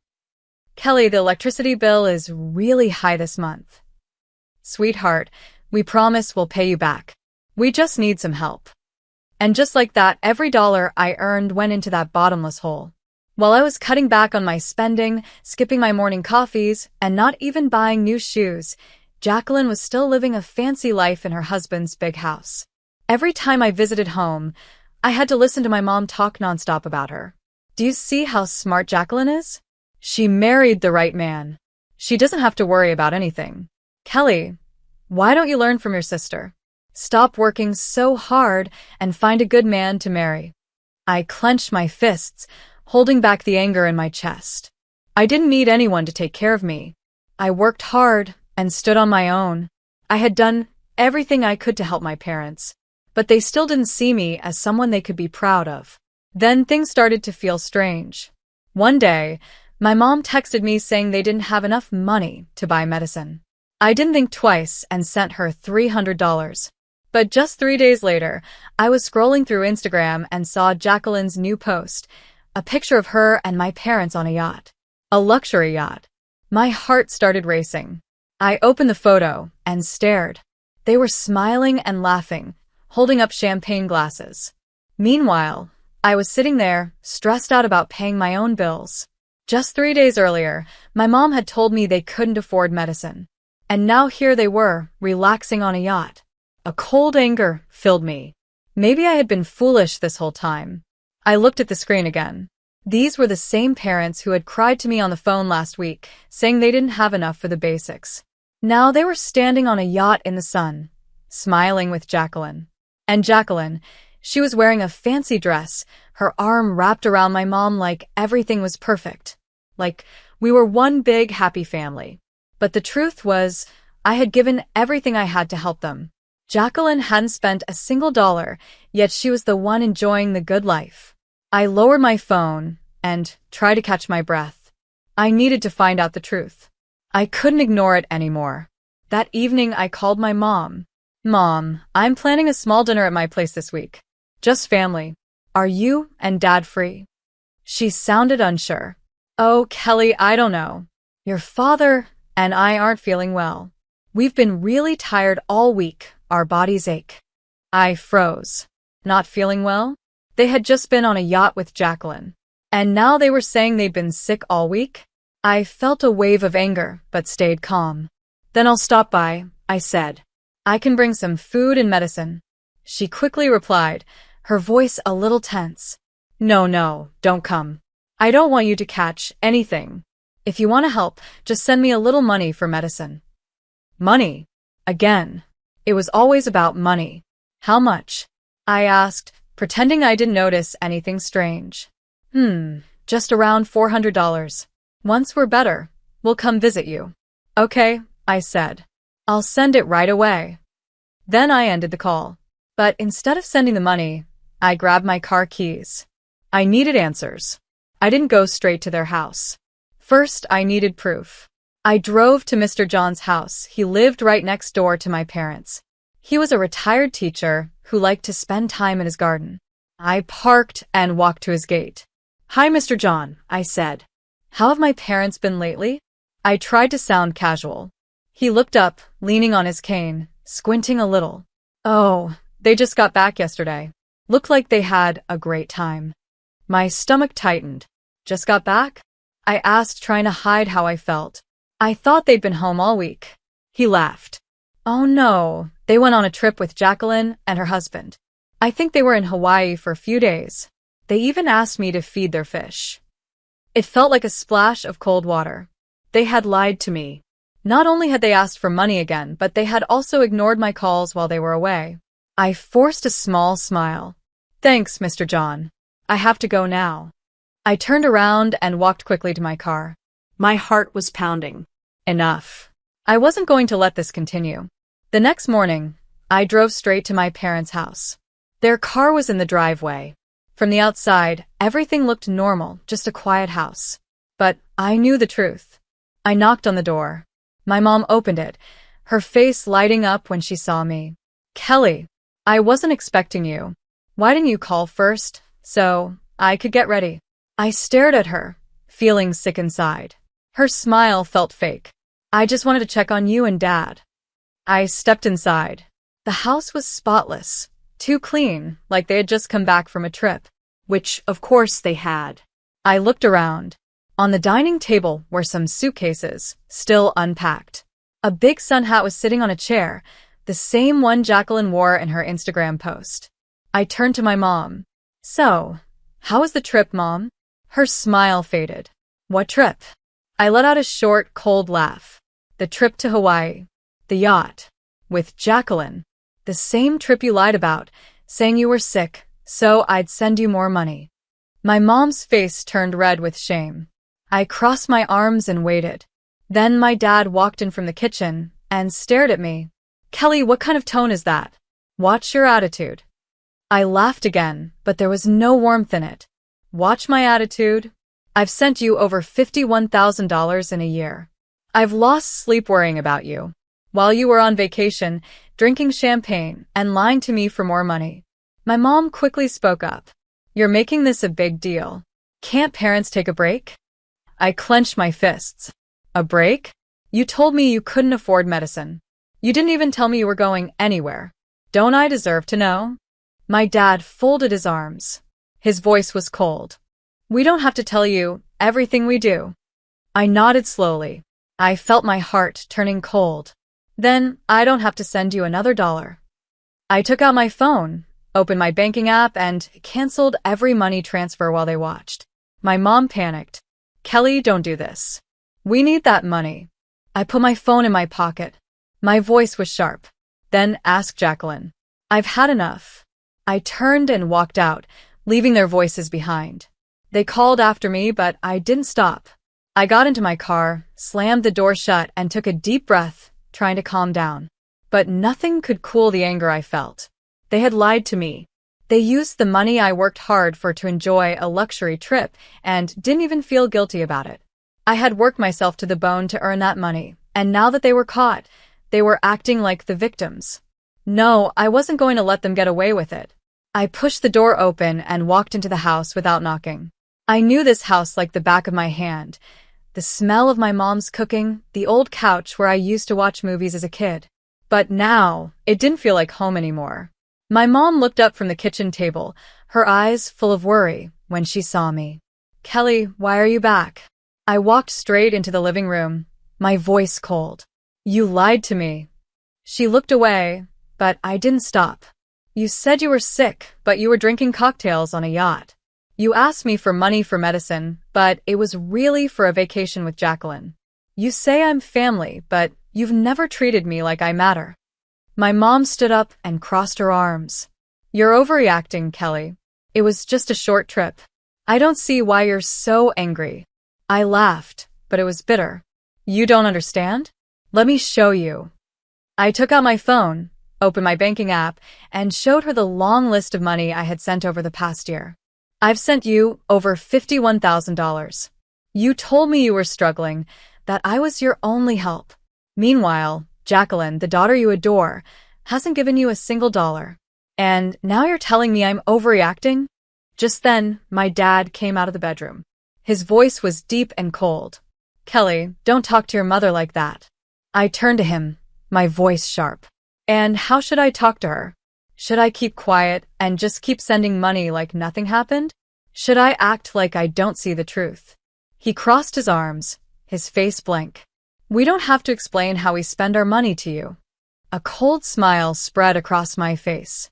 Then I don't have to keep giving you money either. The room went silent. I could hear the clock ticking on the wall. My mom's face turned pale. Kelly, you can't do this. I held up my phone, opened my banking app, and canceled all the automatic payments right in front of them. I can. Watch me. With one tap, all the money they were counting on was gone. My dad clenched his jaw, his eyes full of anger. You're being selfish. You're just mad we didn't invite you on the trip, aren't you? This is just jealousy over Jacqueline. I froze. It felt like something exploded in my chest. I stepped closer and looked my dad straight in the eyes. Jealousy. I said with a cold laugh. Do you have any idea how hard I worked for that money? While you were on vacation, I was working extra hours. While you were praising Jacqueline, I was giving up everything to help you. And now you say, I'm just jealous? My mom cut in. You're being too sensitive, Kelly. We just wanted a little fun. Why are you making this such a big deal? I took a deep breath. Because you turned me into your wallet. No one said a word. I clenched my fists, trying to stay calm. You want someone to take care of you? Fine. Jacqueline's perfect, right? Let her do it. My mom looked shocked. Jacqueline can't. Oh, why not? She lives in a mansion, has a rich husband, travels all the time. She's your favorite, isn't she? So why can't she help you? My dad's face turned angry. Do you really want to cut yourself off from your family? I stared back at him. No. You did that a long time ago. I'm just finally seeing it. My mom's eyes filled with tears. You're going to regret this, Kelly. Family is supposed to help each other. I narrowed my eyes. No, Mom. Family is supposed to love and respect each other, not use them. Then I turned and walked out, leaving behind my mom's crying voice and my dad's cold glare. For the first time, I felt free. I had finally said what had been sitting in my heart for too long. I had just walked into my house when my phone started ringing again and again. Mom. Dad. Jacqueline. One call after another, like I had done something terrible. I didn't need to hear what they had to say. Begging. Guilt. Maybe even threats. I didn't care anymore. I had taken enough. I flipped my phone face down on the table, closed my eyes, and took a deep breath. But before I could relax, loud knocking shook my front door. No way. I stood up, walked over, and looked through the peephole. Jacqueline, and behind her, my parents, arms crossed, all of them looking angry. I opened the door, but didn't let them in. What are you doing here? I asked, my voice flat. Jacqueline folded her arms, smirking like she was talking down to me. I could ask you the same thing, Kelly. What the hell do you think you're doing? I gave a short laugh. I'm doing what I should have done a long time ago. Jacqueline's smile faded. Her eyes narrowed. You mean cutting off Mom and Dad? You're so childish, Kelly. All this just because you weren't invited on one trip? I clenched my fists but kept my voice calm. No. It's because they used me for a whole year. They lied to me again and again. And now that I've stopped sending money, they sent you to try and change my mind. My dad scoffed. Kelly, you're being disgraceful. I looked at him with a blank face. If standing up for myself is disgraceful, Then fine. Jacqueline laughed in a mocking way. Oh, please, Kelly. You're not strong. You're just throwing a tantrum. We're family. You can't do this to Mom and Dad. She stepped forward like she was going to walk into my house, but I raised my hand to stop her. Don't come inside. Jacqueline's eyes went wide, like she couldn't believe I had blocked her. You can't be serious. You won't last without helping them. Then a voice came from behind me. Wrong. She's learning to live without being used by her family. It was Susan. She stepped out of the living room with her arms crossed, her eyes full of strength. Jacqueline rolled her eyes. Oh, great. Now your girlfriend thinks she can tell us what to do. I saw Susan's face darken. Family? Don't make me laugh. Your parents see Kelly as nothing but a walking bank. They don't care about her. Jacqueline shook her head. You don't know anything. Family helps each other during hard times. Susan stepped forward, her voice low and sharp. Do you know the difference between helping and being used? Or are you just another leech, living off other people's money, like your parents? Jacqueline flinched, her face turning red. Don't you dare insult me. In a flash, Susan grabbed a handful of Jacqueline's hair. Jacqueline screamed and tried to pull away, but Susan didn't let go right away. Listen to me, Jacqueline. You and your parents will never use Kelly again. If you show up here one more time, don't expect me to be nice. Susan finally let go. Jacqueline stumbled back, her face full of anger and shame. Are you crazy? Jacqueline shouted, rubbing her head. My mom rushed forward, yelling, Kelly, you're letting your girlfriend attack your sister? What's wrong with you?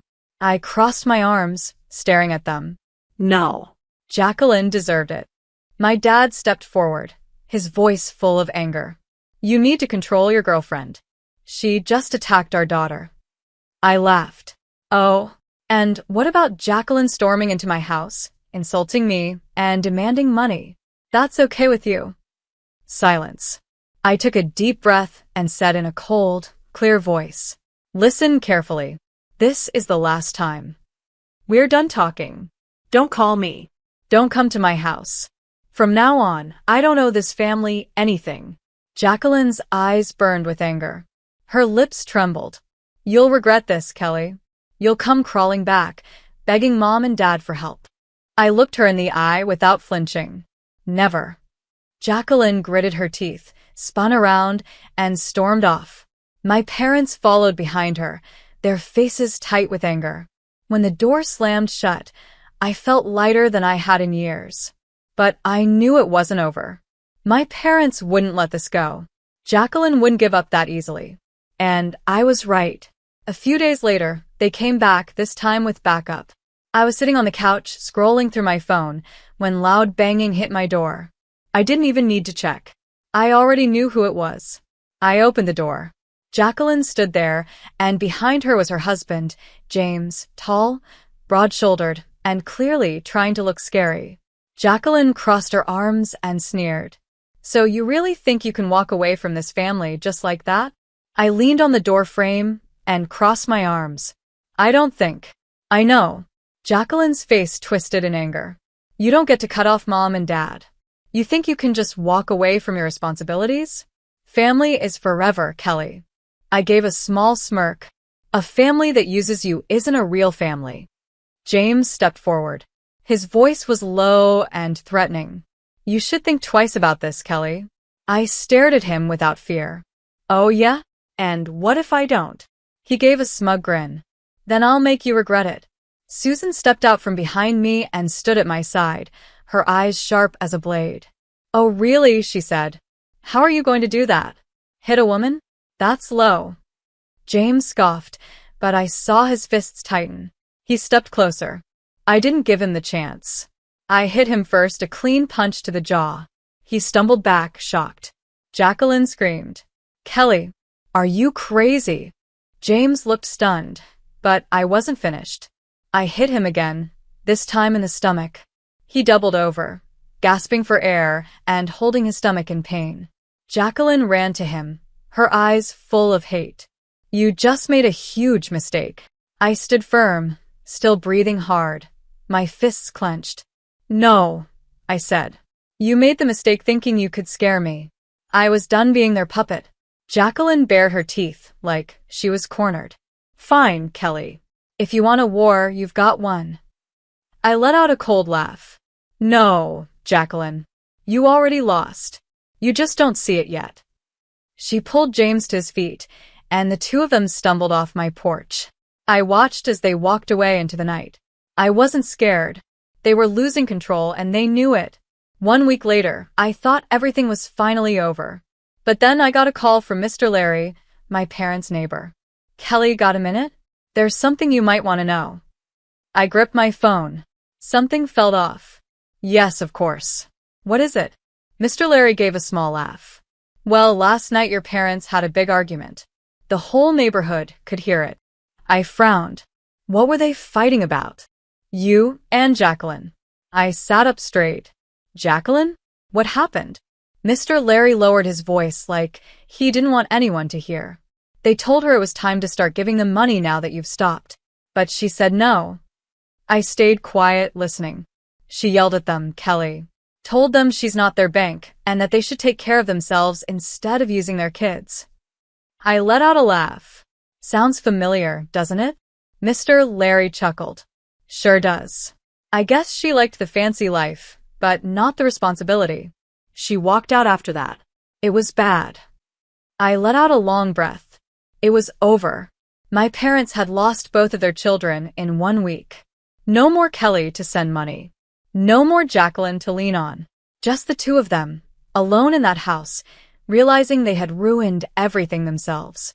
I set my phone down and leaned back in my chair. Susan came out of the kitchen with 2 cups of coffee. Any news? I took one, took a sip, and gave a small smile. My parents just lost their last child. She raised an eyebrow. What do you mean? I placed the cup on the table and looked at her, feeling lighter than ever. Jacqueline left them. They have no one left to take from now. Susan chuckled. So, even their favorite couldn't handle it, huh? I nodded. She only cared about the good life. She never wanted to actually help them. Now she's gone too. Susan leaned back, her eyes narrowing a little. Do you feel sorry for them? I thought about it for a moment, then shook my head. No. I don't feel sorry for them at all. They got what they deserved.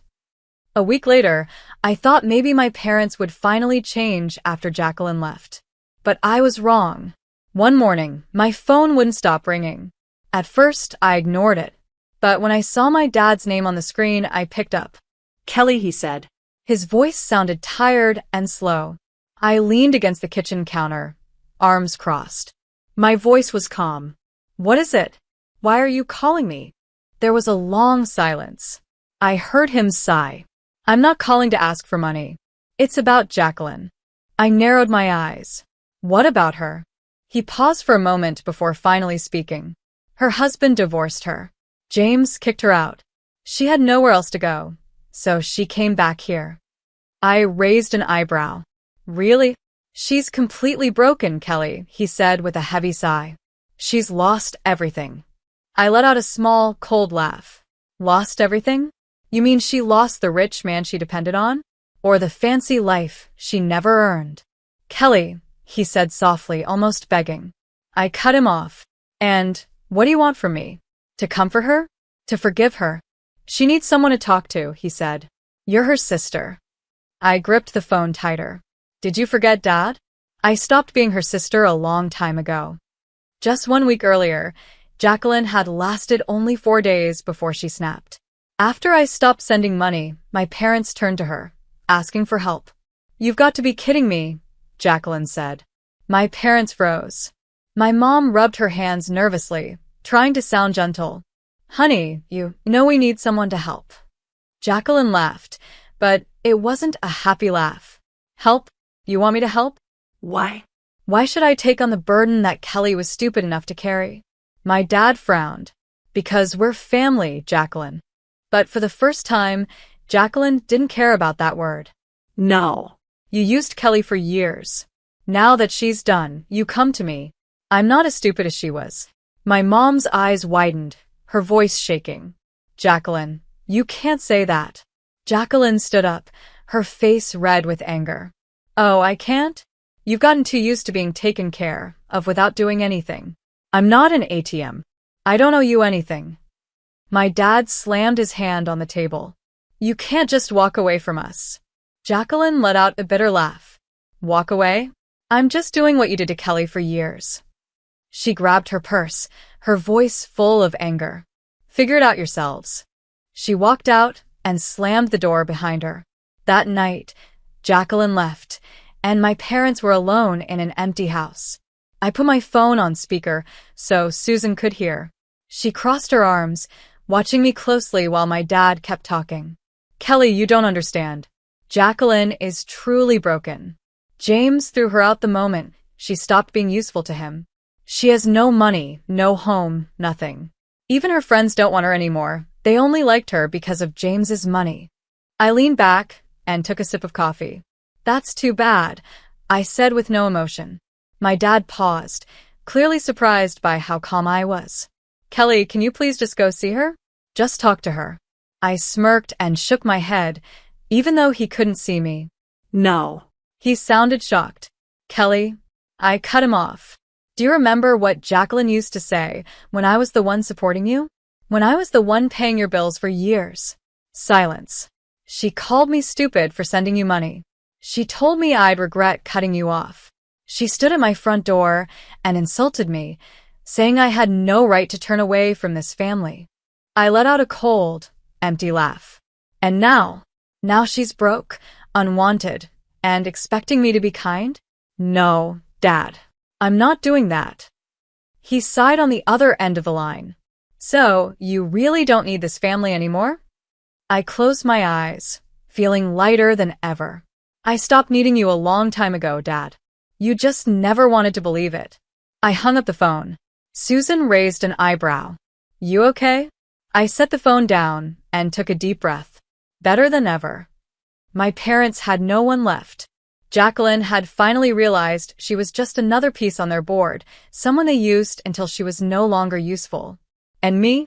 I was finally free. 4 years later. I never thought I'd go back to that house. 4 years ago, I walked away from my parents and left them to deal with the results of their own choices. Jacqueline had left too, once she saw that she couldn't use them to live the easy life. They lost both their children in 1 week. Back then, I didn't feel sorry. I had spent my whole life trying to win their love, and all I got in return was being used. But over time, I realized something. They weren't completely evil. They were just lost. And now, after all these years, I stood in front of the old door, wondering if it had ever truly been a home. I knocked. The door opened, and there stood my mother. She looked at me, eyes wide with shock. Kelly, I swallowed the lump in my throat. Hi, Mom. Before I could say anything else, she rushed forward and wrapped her arms around me, like she was afraid I might disappear. I heard my mom crying on my shoulder. I'm sorry. I'm so sorry, she whispered. I stood still for a moment, then slowly hugged her back. I know. My dad stepped out from the living room. His hair was grayer than I remembered. When he saw me, he stopped, took a deep breath, and walked over. Kelly, he said. I looked at him, and for the first time in years, I didn't see anger or pride in his eyes. Only regret. I'm sorry, he said. 3 small words, the ones I had waited years to hear. I gave a soft smile. I know, Dad. We sat down in the living room, the same one where I had once felt safe and happy before everything fell apart. There was no blame, no anger, just a family trying to fix what was broken. After a while, I asked, Where's Jacqueline? My mom gave a small, sad smile. She's changed a lot. After losing everything, she realized she couldn't depend on others forever. She got a job and learned to take care of herself. I was surprised. Really? My mom nodded. She's wanted to talk to you for a long time, but she was scared. She thought you'd never forgive her. I sighed and pulled out my phone. I'll call her. My mom smiled through her tears. Thank you, Kelly. The phone rang a few times before I heard Jacqueline's voice. Hello. I took a deep breath. Jacqueline, it's me. There was silence. Then a shaky breath. You're really calling me? I smiled. Yes. We need to talk. For years of silence. For years of hurt. But in the end, we found our way back to each other. Family isn't perfect. But if people are willing to change, they can still find their way home. Kelly's story is a strong reminder about setting boundaries and knowing your worth. Sometimes, the people we love the most are the ones who hurt us the most, hiding their actions behind the word family.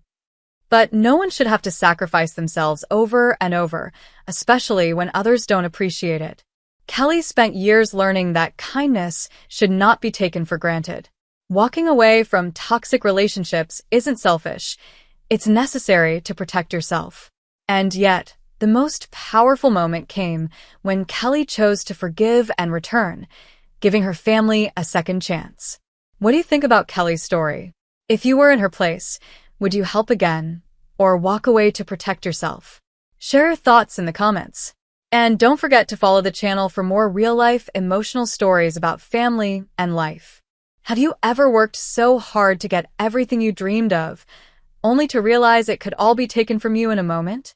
Have you ever reached the top, only to feel completely alone? I thought that saving the family business and turning it into a high-end food company would finally earn me respect. I believed the company would be mine. But I was wrong. My family had other plans, and I didn't see it coming. They'll regret that choice. Crystal glasses clinked in the VIP room at the Hawthorne, one of the best restaurants in Providence. It was a party to celebrate my success. After 6 years of hard work, sleepless nights, and giving everything I had finally made it. Paul Provisions, the small local shop I had saved, had now grown into a national brand. I had just secured a $9 million investment from Wellington Partners, one of the top venture capital firms. This money would help us grow even more. The room filled with applause as Scott Miller, the lead investor, raised his glass. To Emma, the strong woman who proved that with hard work and focus, anything is possible. I smiled and raised my glass too. I should have felt proud, even joyful. But then my mother leaned in, her voice quiet so only I could hear her over the noise. Emma, she said, you've done very well. But when Kevin comes back next month, I think he would be a better choice for CEO. I froze. Kevin? My brother? The same brother who had been gone for a whole year, traveling around Europe after getting his MBA from Massachusetts Institute? He hadn't helped the business at all. I blinked, trying to keep my smile. I was in shock. What are you saying, Mom? I asked, trying to stay calm. She gave my hand a soft squeeze, like she was talking to a little kid. You're capable, Emma. But Kevin is a man, and he has an MBA. He'll be stronger in business. His travels gave him a wider view than you. I almost laughed. A wider view? Really? I was the one who gave up everything, my time, my youth, to save Paul Provisions. When my parents didn't know what to do, and the company was close to shutting down, I stepped in. I gave up a high-paying job in finance, left the comfort and security of Bridgeport, and came back to Providence. I even mortgaged my apartment and took out loans just to keep the company alive during its worst days. And what did Kevin do? He jumped from one fancy restaurant to another, relaxed on luxury beaches, and posted pictures online with hashtags like business mindset. He got his MBA through an online program. His experience was just traveling the world and enjoying expensive food and places. I held my wine glass tighter. I could feel the anger building inside me. But when Scott Miller looked at me with concern, I forced myself to stay calm. I couldn't show how hurt and angry I was, not now. Is everything okay, Emma? Scott asked gently. I took a deep breath, raised my glass, and smiled. Perfectly fine, I said, pretending everything was normal. But inside I was boiling. My parents had shown no respect for what I had done. They ignored all the sacrifices I made. Now they expected me to just hand everything over to Kevin? After all I built? No. I wouldn't let that happen. My brother wasn't going to walk in after doing nothing and take control of my work.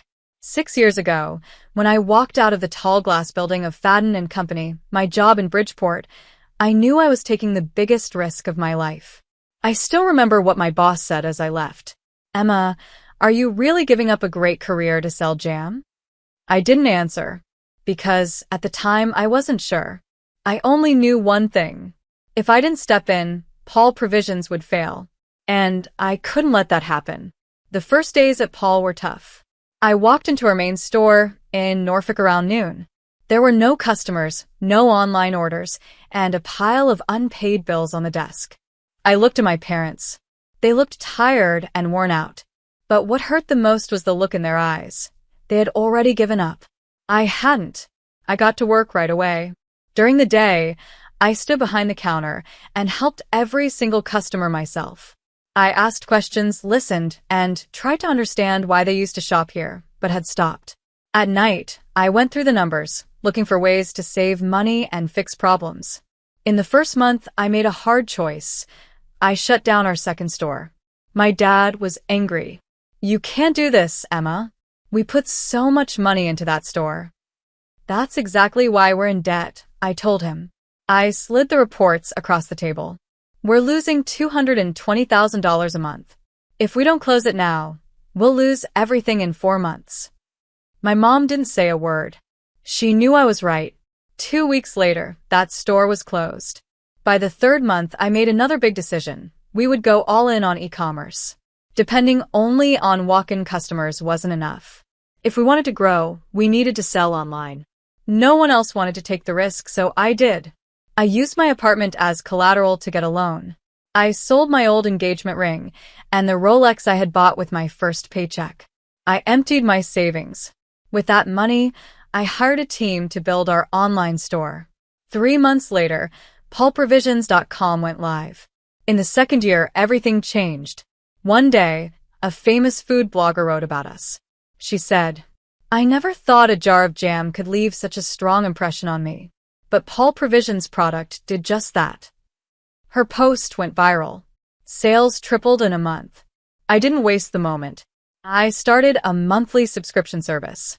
3 months later, we had over 290,800 subscribers. Paul Provisions was no longer just a small store. It had become a real brand. 3 years later, I had taken the company to a completely new level. Our revenue had gone up by 410%. Our products were now sold in over 300 stores across the country. We had more than 300,000 loyal customers.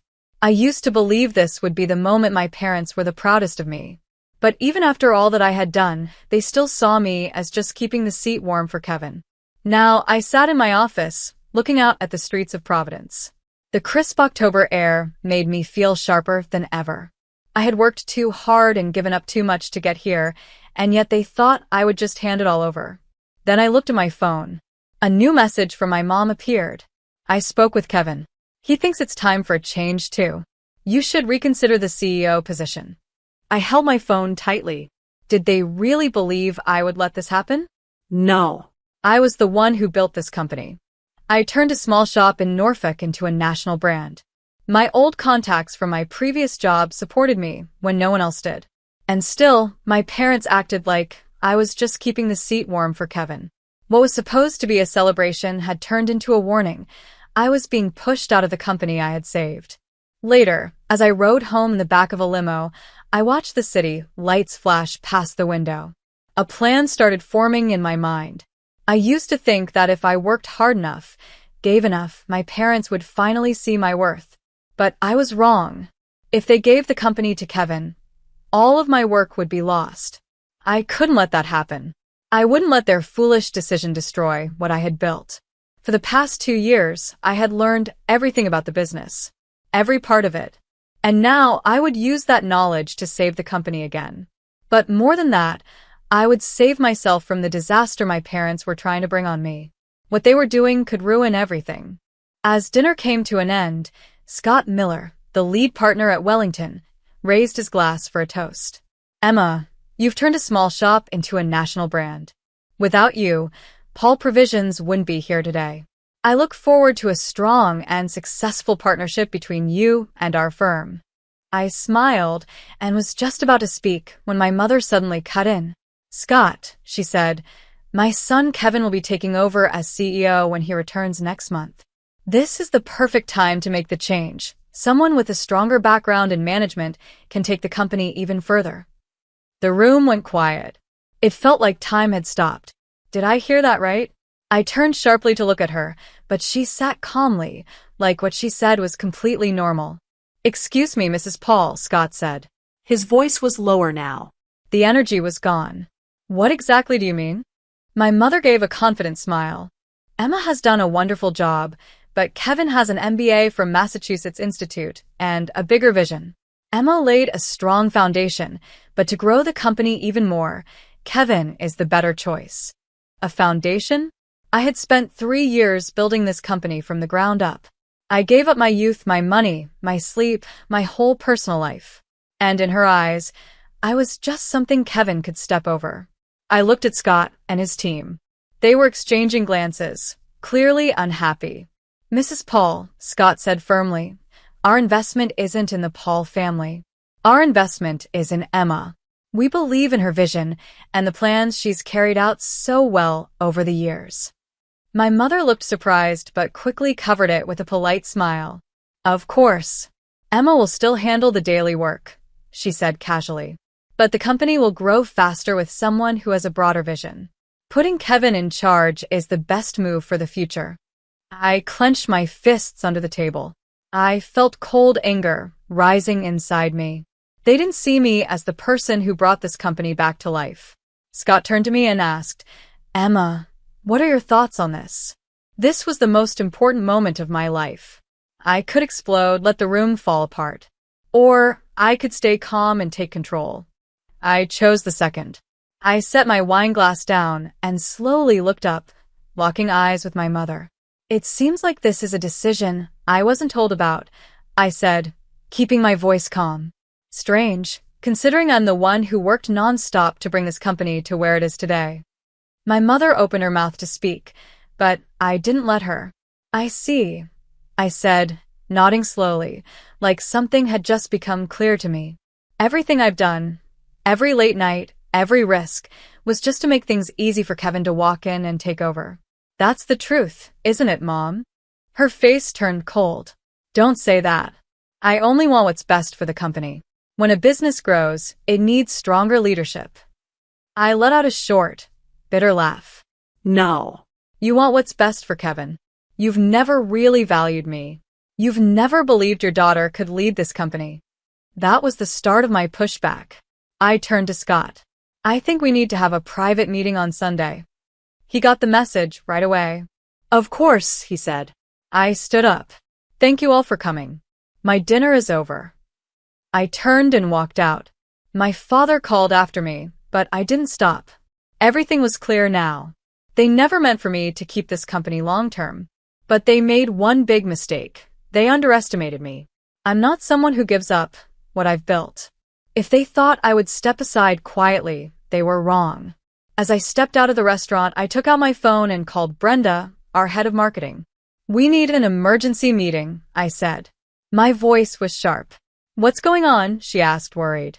I took a deep breath. "My family is trying to replace me, and I'm not going to let that happen." I had never believed that someone could just steal success. If anyone wanted to take what I built, they'd have to fight for it. And I'd make sure they lost. Friday, 7 a.m. I was already at the office. Paul Provisions' headquarters was silent. No one else had arrived yet. Just me, the numbers, and a plan. On the table in front of me were 3 folders. The first was a plan to defend my role as CEO, to show clearly that I was the only one truly fit to lead this company. The second was a backup. If they forced me out, I would leave, but I wouldn't go alone. I'd take my best team, my trusted suppliers, and my loyal customers with me. I'd start something new. I stared at the folders, feeling the cold morning air in the empty office. No matter which path they chose, I wasn't going to lose. At 9:15 a.m., the secret meeting with the investors began. Scott Miller and his team arrived right on time. I didn't wait for them to sit down. I got straight to the point. "I know exactly what my family is trying to do," I said firmly. "They want to replace me with my brother, Kevin."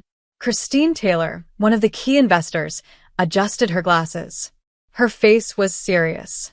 "We noticed the tension at dinner," she said. "But the real question is, who is better for the company?" I looked around the room, then placed a thick folder in front of them. "I built this company," I said, my voice steady. I opened the folder and flipped through the pages. It showed everything I had done, clear proof. Since I took over, revenue had grown by 370%. Our products were in more than 300 stores across the country. We had over 210,000 loyal customers. I had made the hard decisions, closing failing stores, launching our online shop, and building partnerships with major retailers. Then I slid a blank sheet of paper across the table. "This," I said, "is a list of Kevin's contributions to the company over the last 6 years." Silence filled the room. Christine raised an eyebrow. "A blank page." I gave a cold smile. "Exactly. If you support me," I continued, "I'll keep growing this company. If Kevin takes over, that stops." I turned to the next document, results from a customer survey I had collected over the last 3 years. I asked our customers one simple question: why do you choose Paul Provisions? Christine flipped through the pages, her eyes brightening as she read. 80% said they were drawn to the brand story, a young woman who took a risk to rebuild a family business. 30% said they trusted the product quality, which I personally worked on every day. Only 9% even knew the name Paul before I turned it into something people recognize. I looked straight at Scott. No one cares about the Paul name. They care about what I've built. It's my work that gives this brand its value. Scott sat quietly for a few seconds, then nodded. "I have one question for you, Emma," he said, his hands folded. "What if your family refuses to change their minds and still puts Kevin in charge?" I slid another folder across the table. "This," I said, "is the plan for a new brand." Christine opened the file. Her eyes widened as she read through it. The details were clear.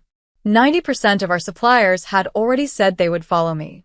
I had spoken to all the key employees. They were ready to come with me.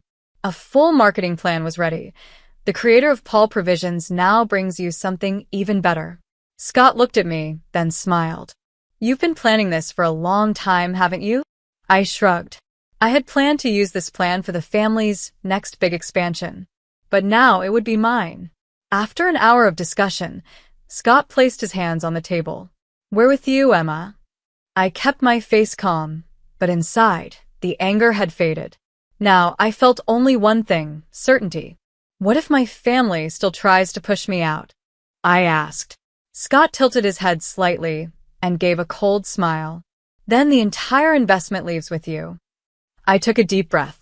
With the biggest investor on my side, the rest of the shareholders would have no choice but to follow. That Friday night, I sat alone in my office. Outside, the city was dark. I held a glass of red wine and looked at the lights shining through the window. If my parents made the wrong choice, they would regret it. I was ready for whatever came next. Sunday, 9:45 a.m. I walked into Paul Provisions headquarters like I did every morning. But this day was different. Brenda, Jack, and Catherine, my top managers, were already there. They hadn't needed a call or reminder. They knew what today meant. I looked at them, and for a moment, I felt something warm. In the middle of all the chaos, they were here for me. Not for the Paul name, for what I had built. Jack looked at me, steady and calm. "Emma, are you ready?" I nodded. More than ever. 9:10 a.m. The glass door opened. My parents walked in. My mother wore a sharp business dress, her makeup perfect, but I could see the worry in her eyes. My father looked tired, like he hadn't slept all night. Then Kevin walked in, wearing a new suit and a smug smile, like he already thought he'd won. I watched them, but said nothing. I walked to the conference table, opened my laptop, and turned on the projector. I wasn't here to beg. I was here to make my position clear. 9:30 a.m. The meeting began. Scott Miller and his team entered the room, and everything shifted. The energy changed. My mother stood up quickly and gave a polite smile. "Scott, thank you for coming. We have many things to go over today." But Scott cut her off. His voice was firm, and he looked around the room before stopping on me. Then he turned back to my mother. We've all heard about your plan to change leadership. For a moment, my mother's smile slipped. I believe Kevin will bring a fresh direction to the company, my mother said. Scott leaned back in his chair, fingers locked together. Maybe you've forgotten the most important point, he said. He placed a folder on the table. We invested in Emma, not the Paul name. The room went silent. Kevin's eyebrows pulled together, and for the first time, his confident smile faded. I have an MBA from Massachusetts Institute. I've worked with big companies, he began. I have. What do you have? I cut in, my voice calm but cold. I clicked to the next slide on the screen. Total hours Kevin has worked at this company in the past 7 years. 27. Number of strategy meetings attended. 0. Deals closed. 0. Actual work experience. None. Real-world corporate results. None. Time spent traveling instead of working. Years. I looked him straight in the eye. If you think an MBA and a few trips around Europe make you a CEO, you're wrong. My mother still wouldn't back down. Emma, I'm not saying you haven't done a great job. But with Kevin's experience, he can take the company further. Based on what? I asked, narrowing my eyes. Your personal bias? My father sighed and ran a hand over his face. He knew this was a mistake, but my mother wasn't ready to admit it. Then Scott leaned forward, his voice slow and steady, but firm. We can't keep our investment in a company that replaces its CEO with someone who's done nothing. If Emma leaves, we leave too. My mother froze. You can't do that, she said. Scott gave a slight smile. I'm just stating the facts. I looked around the room and spoke clearly. You have 2 options. Option 1. I stay as CEO and continue leading the company like I have for the past 3 years. I turned to Kevin. You can work under me as Vice President of Business Development. That way, you can actually learn how a business runs. Kevin clenched his fists, but didn't say anything. I went on. Option 2. I walk away. I take my team, our suppliers, and our customers with me. I looked directly at my mother. And if that happens, this company will fall apart. She opened her mouth to argue, but no words came. There was nothing left to say. My father looked at me for a long time, then gave a quiet nod. You're right, he said. He picked up a pen and signed the agreement. My mother hesitated. She gripped the pen tightly. But in the end, she signed too. I kept my face calm, but inside I knew. This was the moment. I had finally secured everything that truly belonged to me. The meeting ended. Brenda was waiting outside, her eyes full of hope. Did we do it? She asked. I gave her a small smile. We won. Paul Provision still existed, but from this day on it was mine, not my family's. 3 months later, I used to think that winning that boardroom battle would make me feel proud. I thought that when I signed the papers confirming me as CEO, I'd feel relieved. I believed that moment would finally give me the recognition I had wanted for so long. But the truth felt different. Winning didn't bring complete happiness. It just proved what I had always known deep down. I never needed their approval. The company continued to grow under my leadership. Paul Provisions didn't just survive. It did better than ever. Revenue grew by 60% in 3 months, far above what we had expected. Our subscription service passed 355,000 loyal customers. Our products were now sold in more than 480 stores across the country. Most important of all, I proved that Paul Provisions' success wasn't about the Paul name. It was about what I had built with my team. The family dynamic changed. Everything became professional. I stopped going to family dinners. There were no more calls from my mother pretending everything was fine. I gave up trying to keep the image of a happy, united family.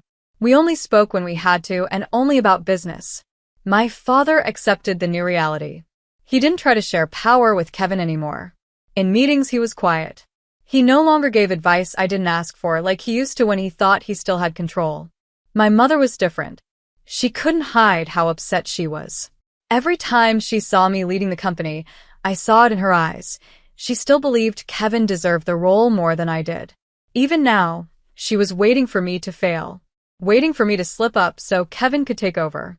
But that day would never come. As for Kevin, He didn't hide his anger. Being forced into the vice president role only made him hate me more. He kept trying to prove himself. But he couldn't keep up. He never would. For 3 months, he had pitched one brilliant idea after another, but none of them worked in the real world. Every time he shared a rushed, untested plan in a meeting, all it ever took was one question to throw Kevin off. "Kevin, do you have any data to prove this will work?" He never had a real answer. Sometimes he gave empty numbers, other times he just stayed quiet. Slowly, people stopped listening to him. He was pushed to the side. He hated me for that. But what he hated even more was the truth. He knew I was right. He knew I was better. One evening, I stood by the glass wall in my office, looking out at the lights of Providence. The city looked peaceful. Brenda walked in holding 2 cups of coffee. She sat down across from me, watched me for a second, and then asked, "Are you satisfied?" I gave a small laugh. "With what?" She shrugged. "With everything. With showing everyone you're the one who truly deserves to lead this company." I looked out the window again and thought for a moment. "I don't need to prove that anymore," I said softly but firmly. For years, I had worked so hard to be seen, to be accepted by my parents, the very people who should have believed in me from the start. But now I knew the truth. I didn't need their approval. My worth didn't come from being CEO. It didn't come from my family's praise. It came from what I built with my own hands and from the people who believed in me all along. Brenda smiled and raised her coffee cup. "To your victory." I clinked my cup against hers, but in my heart, I didn't call this a victory. This was freedom. I hadn't just taken back my company, I had taken back my life. The story of Emma isn't just about business. It's about finding self-worth. It's about how family pressure, favoritism, and old expectations can make someone feel invisible, even when they're doing all the work. Emma's story reminds us that real value doesn't come from status or from people's approval. It comes from what we create with our own effort. Success isn't handed to you, you have to fight for it. And sometimes, the greatest freedom comes when you stop trying to please people who never saw your worth in the first place. What about you? Have you ever worked hard and still been overlooked? Share your story in the comments, and don't forget to subscribe for more real stories about family, success, and self-worth. "Painting won't pay the bills," Christina said with a smirk, standing in the doorway of my small art studio. Her long, perfectly shaped nails tapped against the doorframe, each tap filled with irritation. "When are you going to grow up and get a real job? My Paul deserves better than this." I didn't answer. I just kept brushing gentle shadows across the mountain scene I was working on. After 6 years of being married to Paul, I had learned how to ignore her. I had trained myself to let her words slide off like a water-hitting stone. My name is Ruth Kearney. I'm 31 years old, and I've spent the last 8 years building a life that someone like Christina Perry would never understand. To her, I was a failure. A silly woman who wasted her time painting instead of sitting behind a desk in a suit, like her perfect son Paul. She always looked at me like I didn't belong in their world. Without asking, she stepped into the room. Her expensive heels made sharp clicking sounds on the wooden floor. "You know, Ruth," she said with fake sweetness, "there's a great job opening at Paul's company. A nice office job. Something respectable. You should apply. It would be good for you." I gently placed my brush down on the table and took a slow breath. "Thanks for the suggestion, Christina, but I'm happy doing what I love. I'm happy with my art." She rolled her eyes and picked up one of my small canvas paintings like it was something worthless, like a piece of trash someone had tossed aside. "Happy doesn't pay the bills. My son deserves a better life. This," she waved her hand at the entire studio, "this is just a silly hobby. A grown woman should help out, not hide in here like some child." If only she knew the truth. For years, I had been selling my paintings online under a different name. I had built a strong following. My work had been shown in small galleries and sold to collectors. I was quietly becoming successful, but Paul begged me to keep it a secret. "My mom's old-fashioned," he would say. "She won't understand." Christina's sharp eyes scanned the room, like she was looking at a mess that needed to be cleaned up. To me, it was my peaceful space. My safe place. The light from the late afternoon sun poured through the windows. The air smelled like paint and fresh canvas. But to her, it was a waste of space. At least paint something nice, she added with a shrug. People like flowers. Paint something pretty that people actually want to buy. I didn't respond. I just stared at her, wondering how someone could be so blind to what really mattered. I almost laughed out loud. The moody landscape painting Christina just dismissed? It had a long waiting list of buyers. My work, signed under the name Roshani Chakshi, was already hanging in galleries all over the country. But she had no idea. Passion is sweet, she said, her voice fake and sugary, but passion doesn't pay the bills. Paul works so hard, and what do? You lock yourself in this room with your brushes like a little girl lost in daydreams. Before I could say anything, my phone buzzed. I looked down. A message from my gallery appeared on the screen. Major collector interested in your mountain series. 7-figure offer. Call ASAP. I slid my phone back into my pocket and stopped myself from smiling. Christina didn't even notice. She was too busy smoothing out her blouse, getting ready to make her big announcement. Paul and I have been talking about your situation, she said proudly, like she was about to hand down a royal order. And we both agree, this has to end. It's time for you to live in the real world, Ruth. I stood still. My situation? He agrees with me completely, she added, sounding way too proud of herself. This little painting hobby of yours is holding both of you back. Paul could have been made partner by now, but he keeps having to explain why his wife spends all day playing with colors instead of working a proper job. A cold anger settled in my chest. Paul and I were definitely going to have a serious talk later. My art is my job, Christina, I said calmly. She laughed. Oh, please. When was the last time you actually sold anything? And don't count those little paintings you give your friends for pocket change. I looked at her and stayed quiet. I thought about the private collector in Rome who had just ordered a full series. I thought about the auction houses in Boston and the growing list of buyers waiting for my new pieces. But Paul always said it was better to stay quiet. It's just easier, he told me, than dealing with Mom. I do okay, I replied, keeping it simple. Her smile faded and turned cold. Not for much longer, she said flatly. Paul has agreed. This space will become his new home office. Something clean. Something professional. You'll need to clear everything out by the weekend. I didn't say a word. I just looked around at the space I built with love, paint, and years of quiet work. My studio. My world. And I knew, no matter what they said, I wasn't giving it up without a fight. I stopped moving.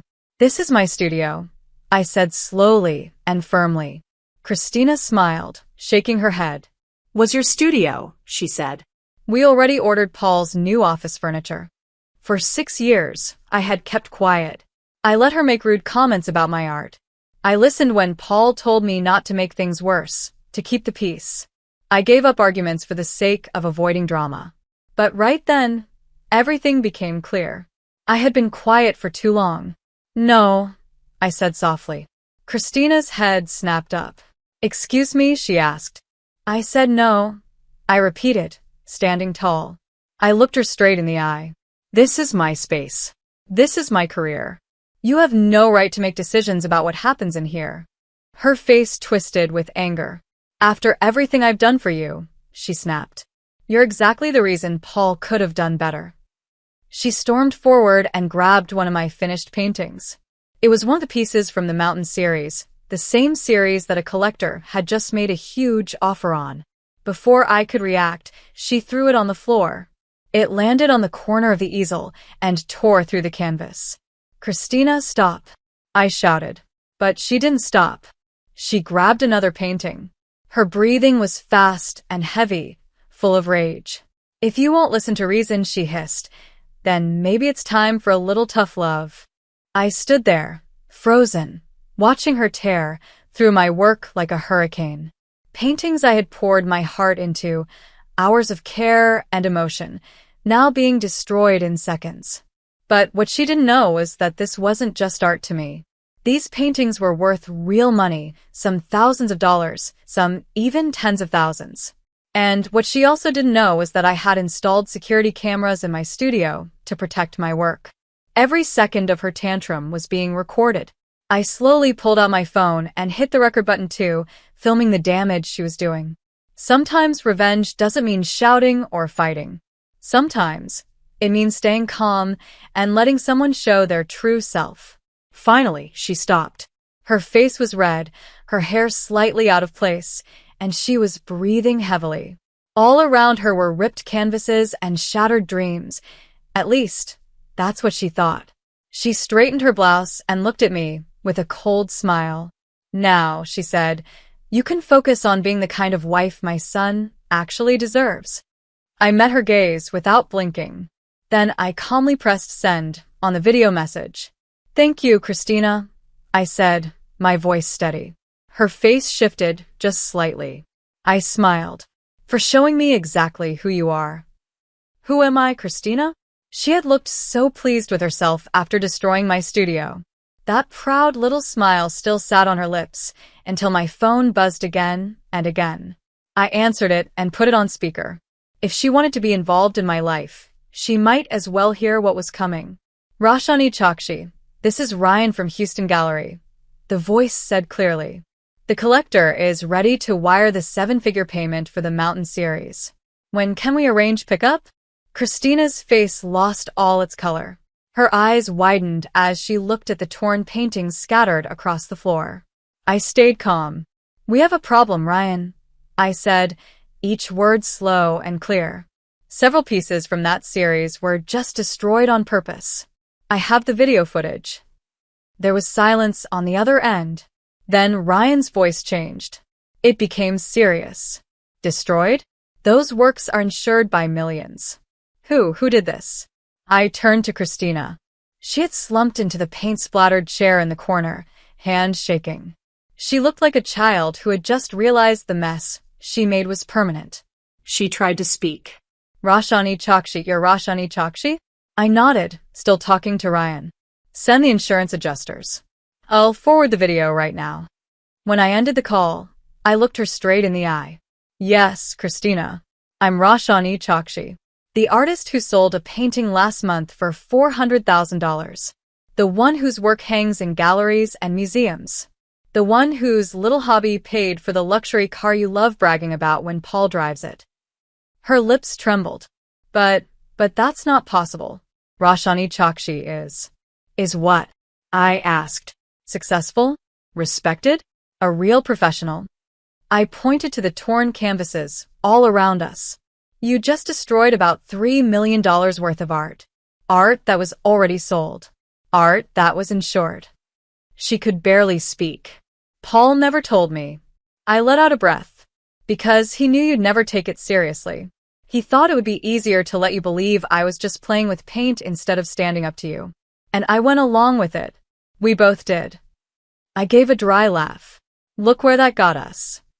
My phone buzzed again. Messages from the insurance company started rolling in.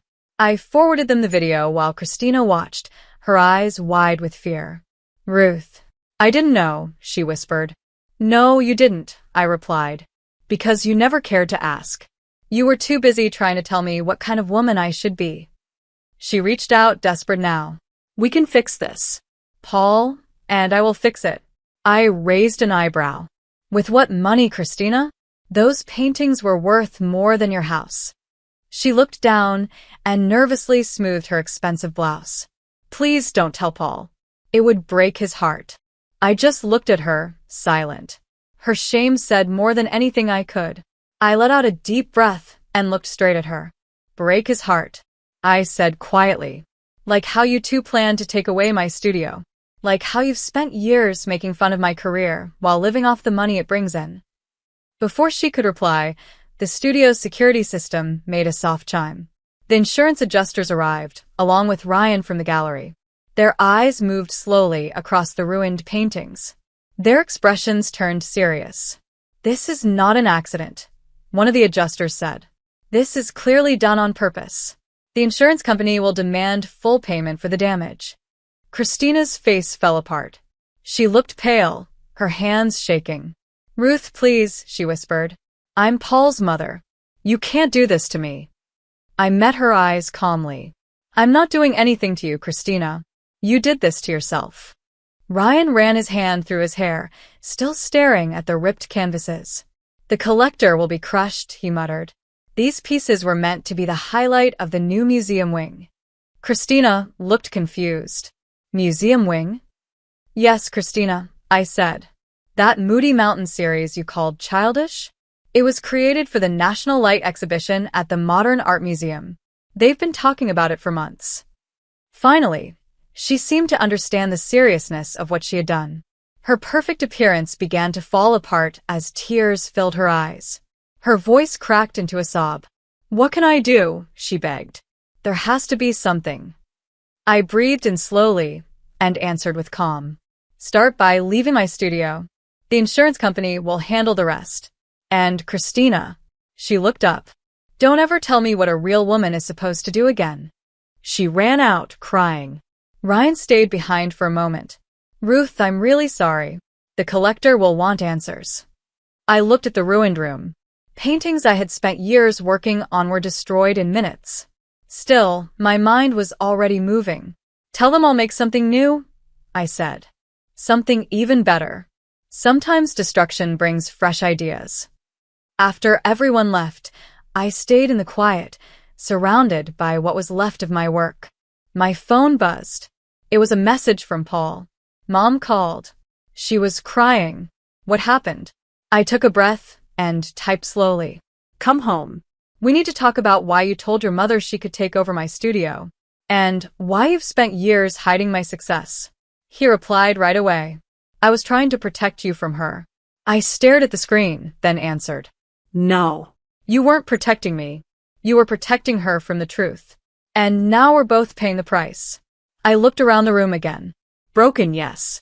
But maybe now, finally, free. For the first time in years, I felt free. No more hiding who I was. No more shrinking my success just to make someone else feel better. I didn't need to stay quiet anymore. As I began cleaning up the mess in my studio, something caught my eye and made me smile. The large canvas I had been working on, the one Christina had mocked earlier, was still there. Untouched. Safe. It felt like a small miracle. Like the universe had stepped in with a little bit of irony. Just then, my phone lit up with one more message. This time, it was from the museum curator. Heard what happened. Don't worry about the original series. We'd love a new commission, something about transformation and resilience. Your price. Your timeline. I stared at the screen, reading the words twice to make sure they were real. Then I looked around my messy, broken studio. That familiar spark of inspiration stirred in me again. Christina had thought she was destroying my art. What she didn't know was that she had given me something more powerful, something new to say. As the sun started to set and golden light streamed through the broken blinds, I heard Paul's car pull into the driveway. Another hard conversation was coming. I knew that, but I also knew I was ready for it. No more hiding. No more giving up parts of myself to make others comfortable. No more letting anyone else decide how much I mattered. That evening, I stood among the torn canvases, dried paint, and shattered glass. Paul walked into the studio and stopped in his tracks.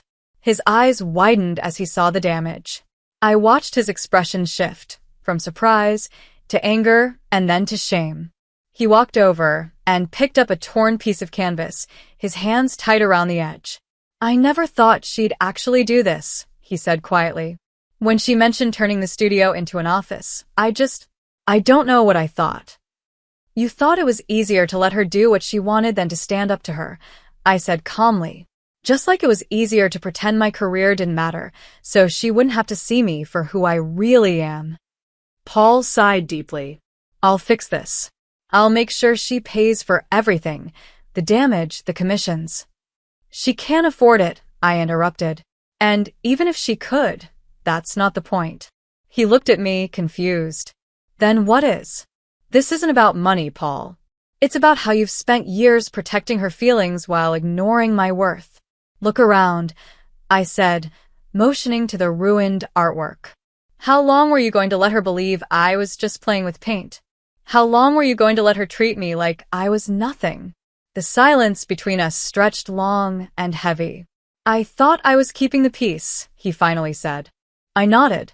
"But at what cost?" "I never meant for this to happen," Paul said. "I know," I replied. "But it did happen. And now we have to decide what happens next."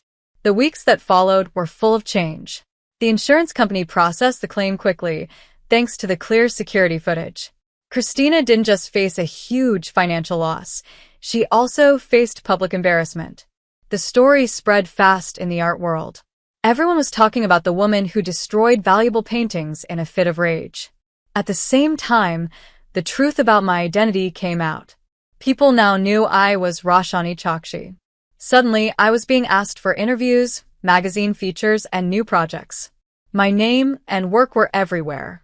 The museum that had originally commissioned the Mountain series didn't cancel the project. Instead, they asked for something new, this time about destruction and resilience. They even planned to include a video of Christina's outburst as part of the exhibit, turning what she tried to destroy into a powerful message about strength and rebuilding. Paul moved out for a while. He said he needed time to think about everything.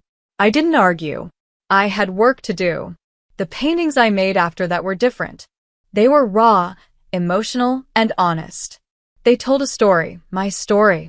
A story about breaking free, rebuilding, and finding my voice again.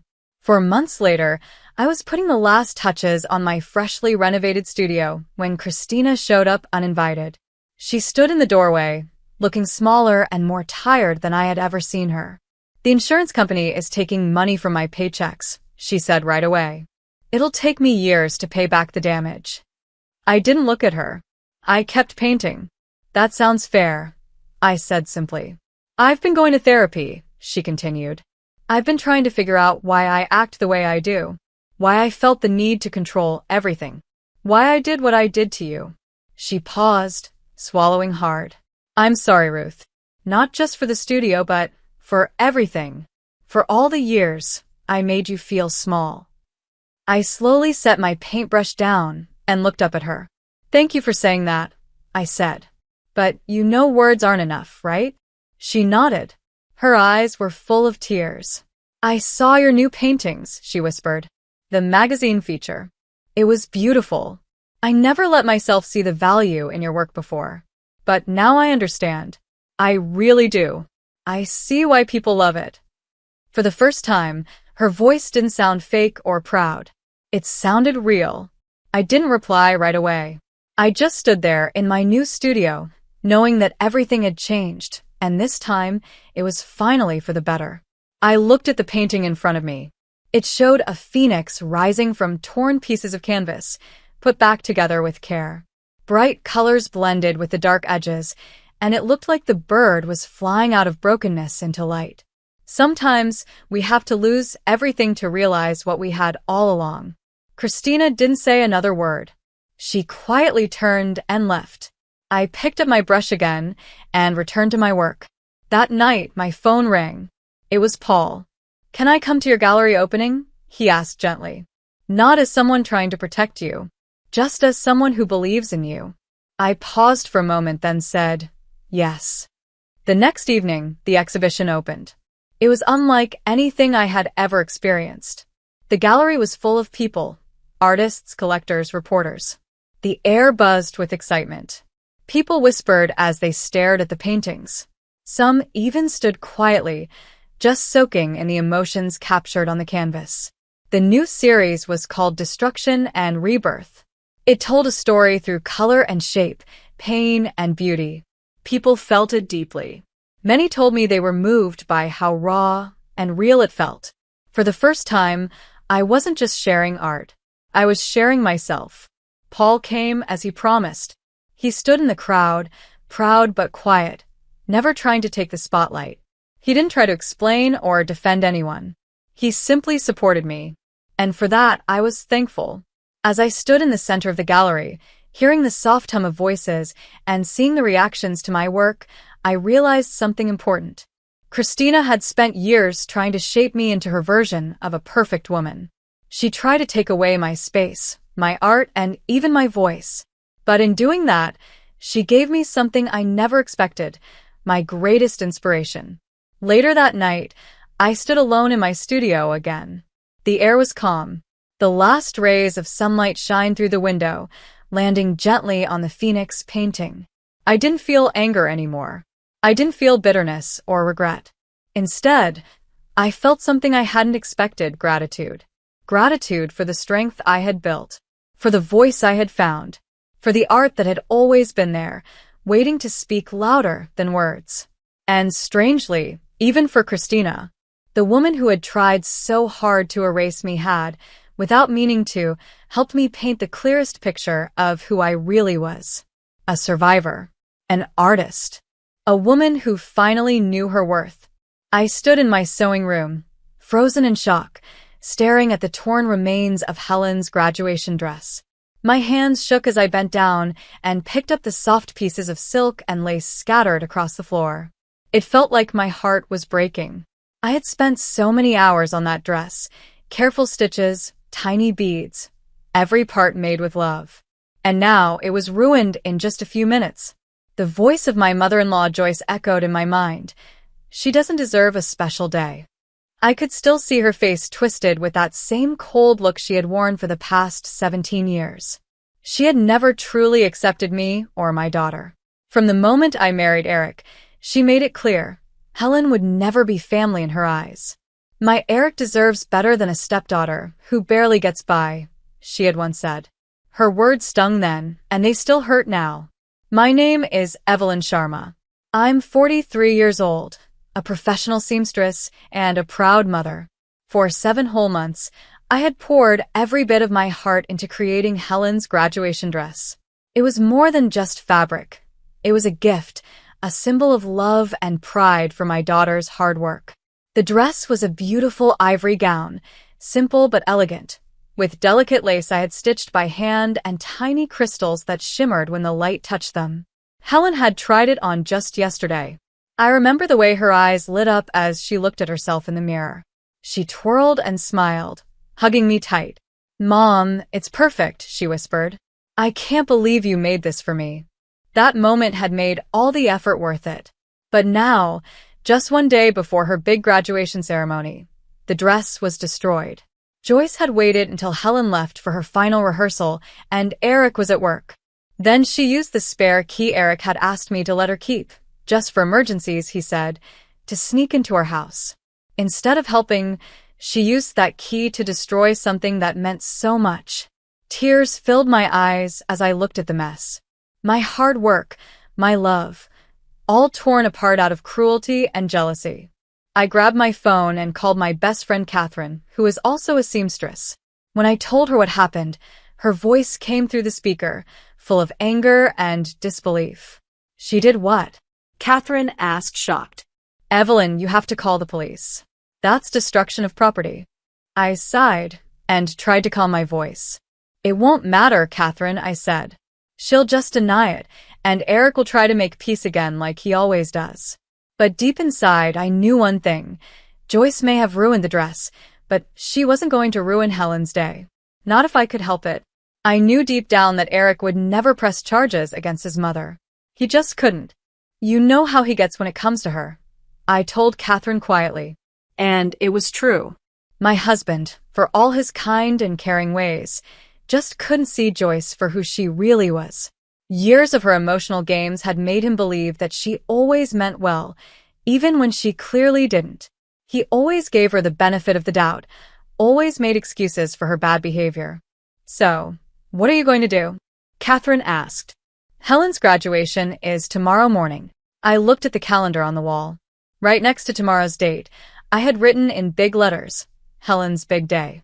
I'd even drawn tiny hearts around it. My daughter had worked so hard to get to this moment. She had pushed through everything, including Joyce constantly putting her down and making her feel less than. Helen deserved to feel proud and special. She deserved to shine. Then I remembered something. "Do you remember Project Phoenix?" I asked Catherine, a small smile creeping onto my face. "The backup dress?" Catherine gasped. "Wait, you actually made it?" "I did," I said, walking to the storage closet in the hallway. Hidden behind old winter coats was a long garment bag. I carefully pulled it out. After Joyce had ruined Helen's art project last year, I had a feeling she might try something again. So I secretly began working on another dress just in case. Inside the bag was a gown even more stunning than the first one. The original had been soft and traditional. This one was bold and breathtaking, made of deep midnight blue silk, covered in thousands of tiny crystals that sparkled like stars. I had sewn it quietly during lunch breaks and late nights, pouring in all my love and hope for Helen. When I sent a photo of it to Catherine, her breath caught. "Oh, Evelyn," she said softly, "it's absolutely beautiful." "But what about Joyce?" she added. "She's going to be at the graduation." "Let her come," I said firmly. "It's time she realizes she can't control us. Helen is stronger than Joyce thinks, and so am I." Just then, I heard the front door open and Helen's voice rang out. "Mom, I'm home." "In the sewing room, sweetie," I called back, quickly zipping up the garment bag and putting it to the side. I heard her footsteps approach and braced myself for what was coming. Helen stopped in the doorway and froze. Her eyes scanned the room, the shredded ivory silk, broken beads scattered like tears, lace ripped to pieces. Her mouth opened slightly, her voice trembling. "Mom," she whispered. "The dress, what happened?" I walked across the room and pulled Helen into a tight hug. "It was Joyce," I said gently. I could feel her body tense the moment I said the name. "But don't worry, sweetheart. She hasn't won. Not this time." Helen pulled back, wiping the tears from her face. "But graduation is tomorrow," she whispered. "Everyone is expecting me to look a certain way. I can't show up like this." Before she could finish, I reached for the garment bag I had hidden away. "Your grandmother doesn't know what we're made of," I told her as I slowly unzipped it. "She's always underestimated us. Maybe now it's time to show her exactly what we can do." When I revealed the midnight blue dress, Helen gasped. The sound of her sadness shifted to pure happiness. Her eyes widened, and she reached out to touch the sparkling crystals on the dress. "Mom," she said in awe, "did you make this too?" "I did," I said, smiling as I watched her face light up. "Because you don't just deserve a special day. You deserve an unforgettable one. Joyce can tear apart fabric, but she can't destroy your spirit or your success." Just then, the front door opened again. Eric was home from work. I knew I'd have to tell him what his mother had done. I knew he would try to excuse it, pretend it wasn't that bad. But for now, I focused on Helen. I wrapped my arm around her, and we both looked at the dress together. This dress was more than just something to wear. It was a message. It was a sign of our strength, of planning ahead, of never letting someone else dim our light. "Try it on," I encouraged her. I couldn't help but smile, thinking about how shocked Joyce would be when she saw Helen looking even more beautiful than ever. Sometimes, the best revenge isn't shouting or fighting. It's being ready and rising above the drama. Joyce thought she could ruin Helen's graduation. What she didn't know was that her plan was going to fail in the most perfect way. The next morning was bright and peaceful. I was finishing Helen's makeup when I heard Eric gasp from the hallway. I turned to see him staring at Helen in the deep blue dress that sparkled like stars. That's not the dress I saw last week," he said slowly. "What happened to the ivory one?"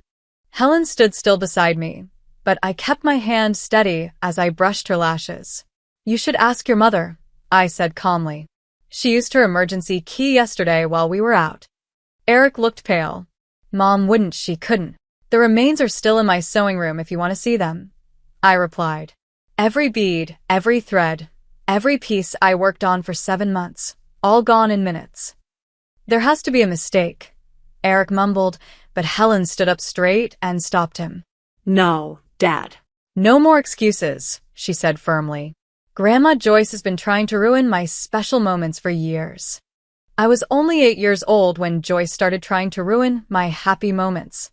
I still remember the art project I worked so hard on, the one she accidentally spilled coffee on, right on top of the piano where I had left it to dry. And that wasn't the only time.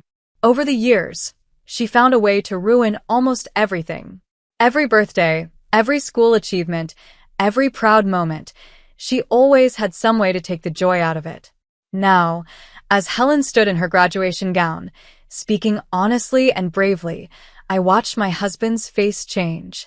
Eric had spent years defending his mother's actions. Every time she hurt someone, he would explain it away. She didn't mean it. She's old-fashioned. She's just having a bad day. But now, looking into his daughter's eyes and hearing the pain in her voice, something in him finally broke. "I'll talk to her," he said quietly, almost unsure. "No," I said, as I picked up Helen's graduation cap and tassel. "Today isn't about Joyce. It's about Helen. She's graduating with honors. She's giving the opening speech. And nothing, not even your mother, is going to take that away from her." On the way to the school, I could feel Eric thinking. He kept looking at Helen in the rearview mirror. Maybe, for the first time, he truly saw the quiet strength she had shown all these years. She had stayed kind, brave, and focused, even when Joyce made her feel small. We arrived early.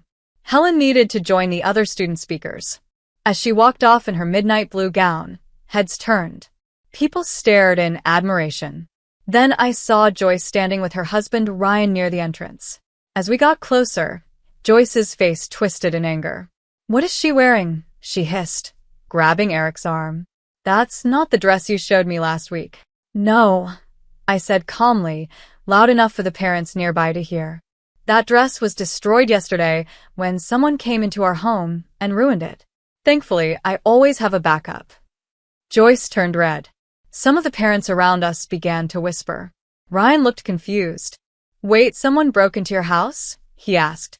"Not exactly broken," I said sweetly, looking right at Joyce. "They used an emergency key. One that only family has. Right, Joyce?" Before she could answer, the principal asked everyone to take their seats. As we walked inside, I could hear Joyce whispering furiously to Eric, probably trying to twist the story again. But it didn't matter. Helen walked onto the stage. The lights hit her dress and made it sparkle like a sky full of stars. She took her place at the podium, stood tall, and spoke with confidence. "Life isn't about the people who try to stop us," she said, her eyes finding mine in the crowd. "It's about how we keep going. Sometimes the ones who should lift us up are the ones who try to bring us down. But real strength means rising, again and again, no matter how many times they try to knock you down." I saw Eric wipe a tear from his eye. For the first time, he truly heard what his daughter had been trying to say for years. Sitting nearby, Joyce stayed stiff and frozen in her seat. Her face showed anger she could barely hide, while Helen continued her speech. She spoke about staying strong, handling hard times with grace, and how being prepared and not giving up gives you power. When Helen finished, the room burst into loud applause. As she walked back to her seat, her dress sparkled like falling stars. I looked at Joyce, and for the first time in 17 years, I saw something different in her expression: fear. Not fear of me exactly, but fear of what I stood for. I was someone she couldn't control. Someone who would always stand up to protect her child, even if the threat came from someone in the family. The rest of the ceremony went by quickly. There were more names, more cheers, and clapping. But when Helen walked across the stage to get her diploma, she didn't just walk, she glided. Every step she took said, "I made it," without a single word. The dress I had made in secret to prepare for Joyce's usual cruelty had become more than just a backup. It had become a sign of strength, hope, and victory. When the graduates threw their caps into the sky, I watched my daughter hug her friends. Her smile was so bright, no one could miss it. Joyce had tried to ruin Helen's special day, but it had completely backfired. Parents, students, and even teachers kept talking about how stunning Helen looked. But the truth was, this wasn't about a dress. It was about something deeper, something that had been building for 17 years. As we all gathered outside for photos, I watched Joyce from a distance. Her mind was working fast, her eyes darting around. Maybe, just maybe, she was finally realizing that her grip on our family was loosening. What she didn't know was that this was only the beginning. The midnight blue dress wasn't my only backup plan. Over the years, I had learned how to prepare for her moves. Slowly, quietly, I had built strength in the face of her cruelty. Sometimes, the best kind of revenge isn't loud or dramatic. It's slow. It's steady. It's showing that every time someone tried to break you, they only made you stronger. And Joyce was just starting to understand how strong we had become. After the ceremony, while other families went off to celebrate, our group stood silently in the school parking lot. Then Eric turned to his mother. His voice was soft but firm. "You need to give me your house key back," he said, holding out his hand. "I can't trust you anymore." Joyce's face twisted in anger. "How dare you? After everything I've done for this family." Helen stepped forward, her dress glowing in the sunlight. "You mean like destroying my first dress?" she said. "Or should we talk about all the other things you've done over the years?" I reached into my purse and pulled out a small brown leather notebook. "Actually, Joyce," I said calmly, "let's talk about everything you've done." Her proud smile faded as I opened the notebook. "I've kept track of every single thing. Every accident, every cruel comment, every moment of sabotage since Helen was 7. I flipped to the first page and read out loud. February 15th, 2018. Joyce spilled bleach on Helen's art project the night before the school exhibition. Then I turned the page. May 10th, 2019. Joyce canceled Helen's piano recital by calling the school and pretending to be me. Joyce's face tightened. She wasn't smiling anymore. "You kept records?" Ryan, her husband, asked with surprise. "Yes," I said firmly. "With dates, witnesses, even photos." I started keeping notes after the third so-called accident. I knew one day we'd need proof. Eric took the notebook from my hands. His hands were shaking as he flipped through the pages, reading years of his mother's cruel behavior written in black and white. "Mom," he whispered, "how could you? She's not even your real daughter." Joyce snapped, pointing at Helen. "She doesn't deserve." "Enough!" Eric yelled, his voice echoing in the parking lot. "Helen became my daughter the day I married Evelyn. She means more to me than you do right now." Joyce turned quickly to Ryan, clearly expecting him to take her side. But he was still reading the notebook over Eric's shoulder, and his face was dark with anger. "Joyce," he said slowly, "did you really tell Helen's college counselor she was mentally unstable? Just to ruin her applications?" "I was protecting our family," Joyce shouted. "I didn't want her embarrassing us." "The only embarrassment here is you," Helen said quietly. "And just so you know, I got into every college I applied to. Mom helped me send my applications through a different counselor." I stepped forward and looked Joyce straight in the eyes. "That's what you never understood," I told her. "Every time you tried to hurt Helen, you only made us stronger. You taught us to be prepared. That dress wasn't the first backup plan I made, and it won't be the last." "What do you mean?" Joyce asked, her voice sharp. "She means," Helen said with a calm smile, "that we have copies of everything. Every rude email. Every cruel message. We even have security footage from when you snuck into Mom's sewing room. And a voice recording of you bragging to your friends about ruining my art project." Joyce's face turned pale. "You can't prove." "Actually, we can," I interrupted. "And unless you want this shared with the entire family, your church group, and the board of your charity, you'll do exactly what we ask." Ryan placed a firm hand on his wife's shoulder. "Joyce, it's time to go home.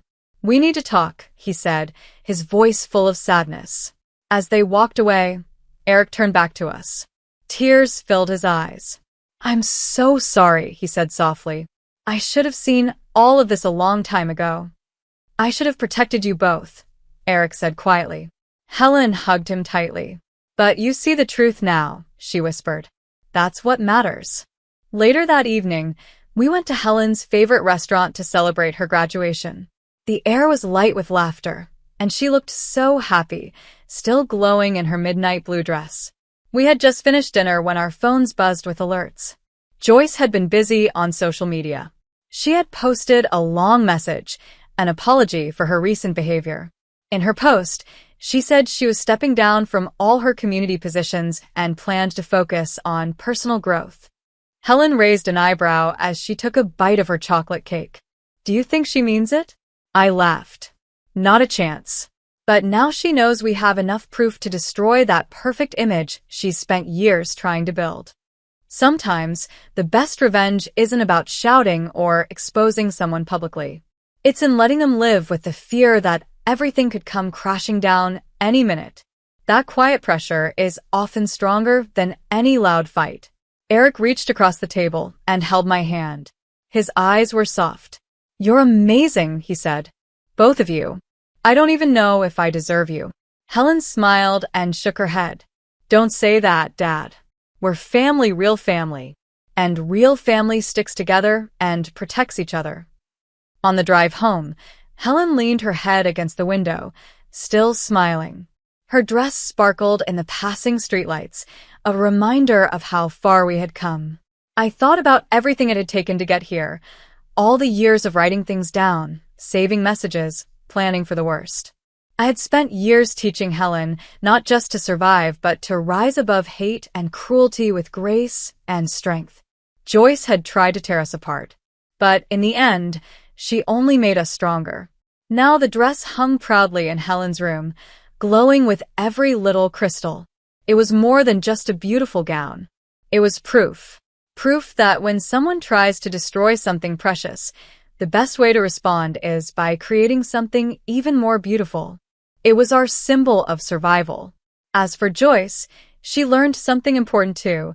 Never underestimate a mother's strength or a seamstress's gift for preparing backup plans. The next morning, we received a message from Ryan. He had found a hidden box in their home. Inside were broken items, old notes, and little things Joyce had ruined or taken from Helen over the years. She had kept them like trophies. Ryan said he was filing for divorce. Sometimes justice doesn't come with a big announcement. Sometimes it arrives quietly. And sometimes the most powerful revenge is just being ready for whatever life, or a bitter mother-in-law, throws your way.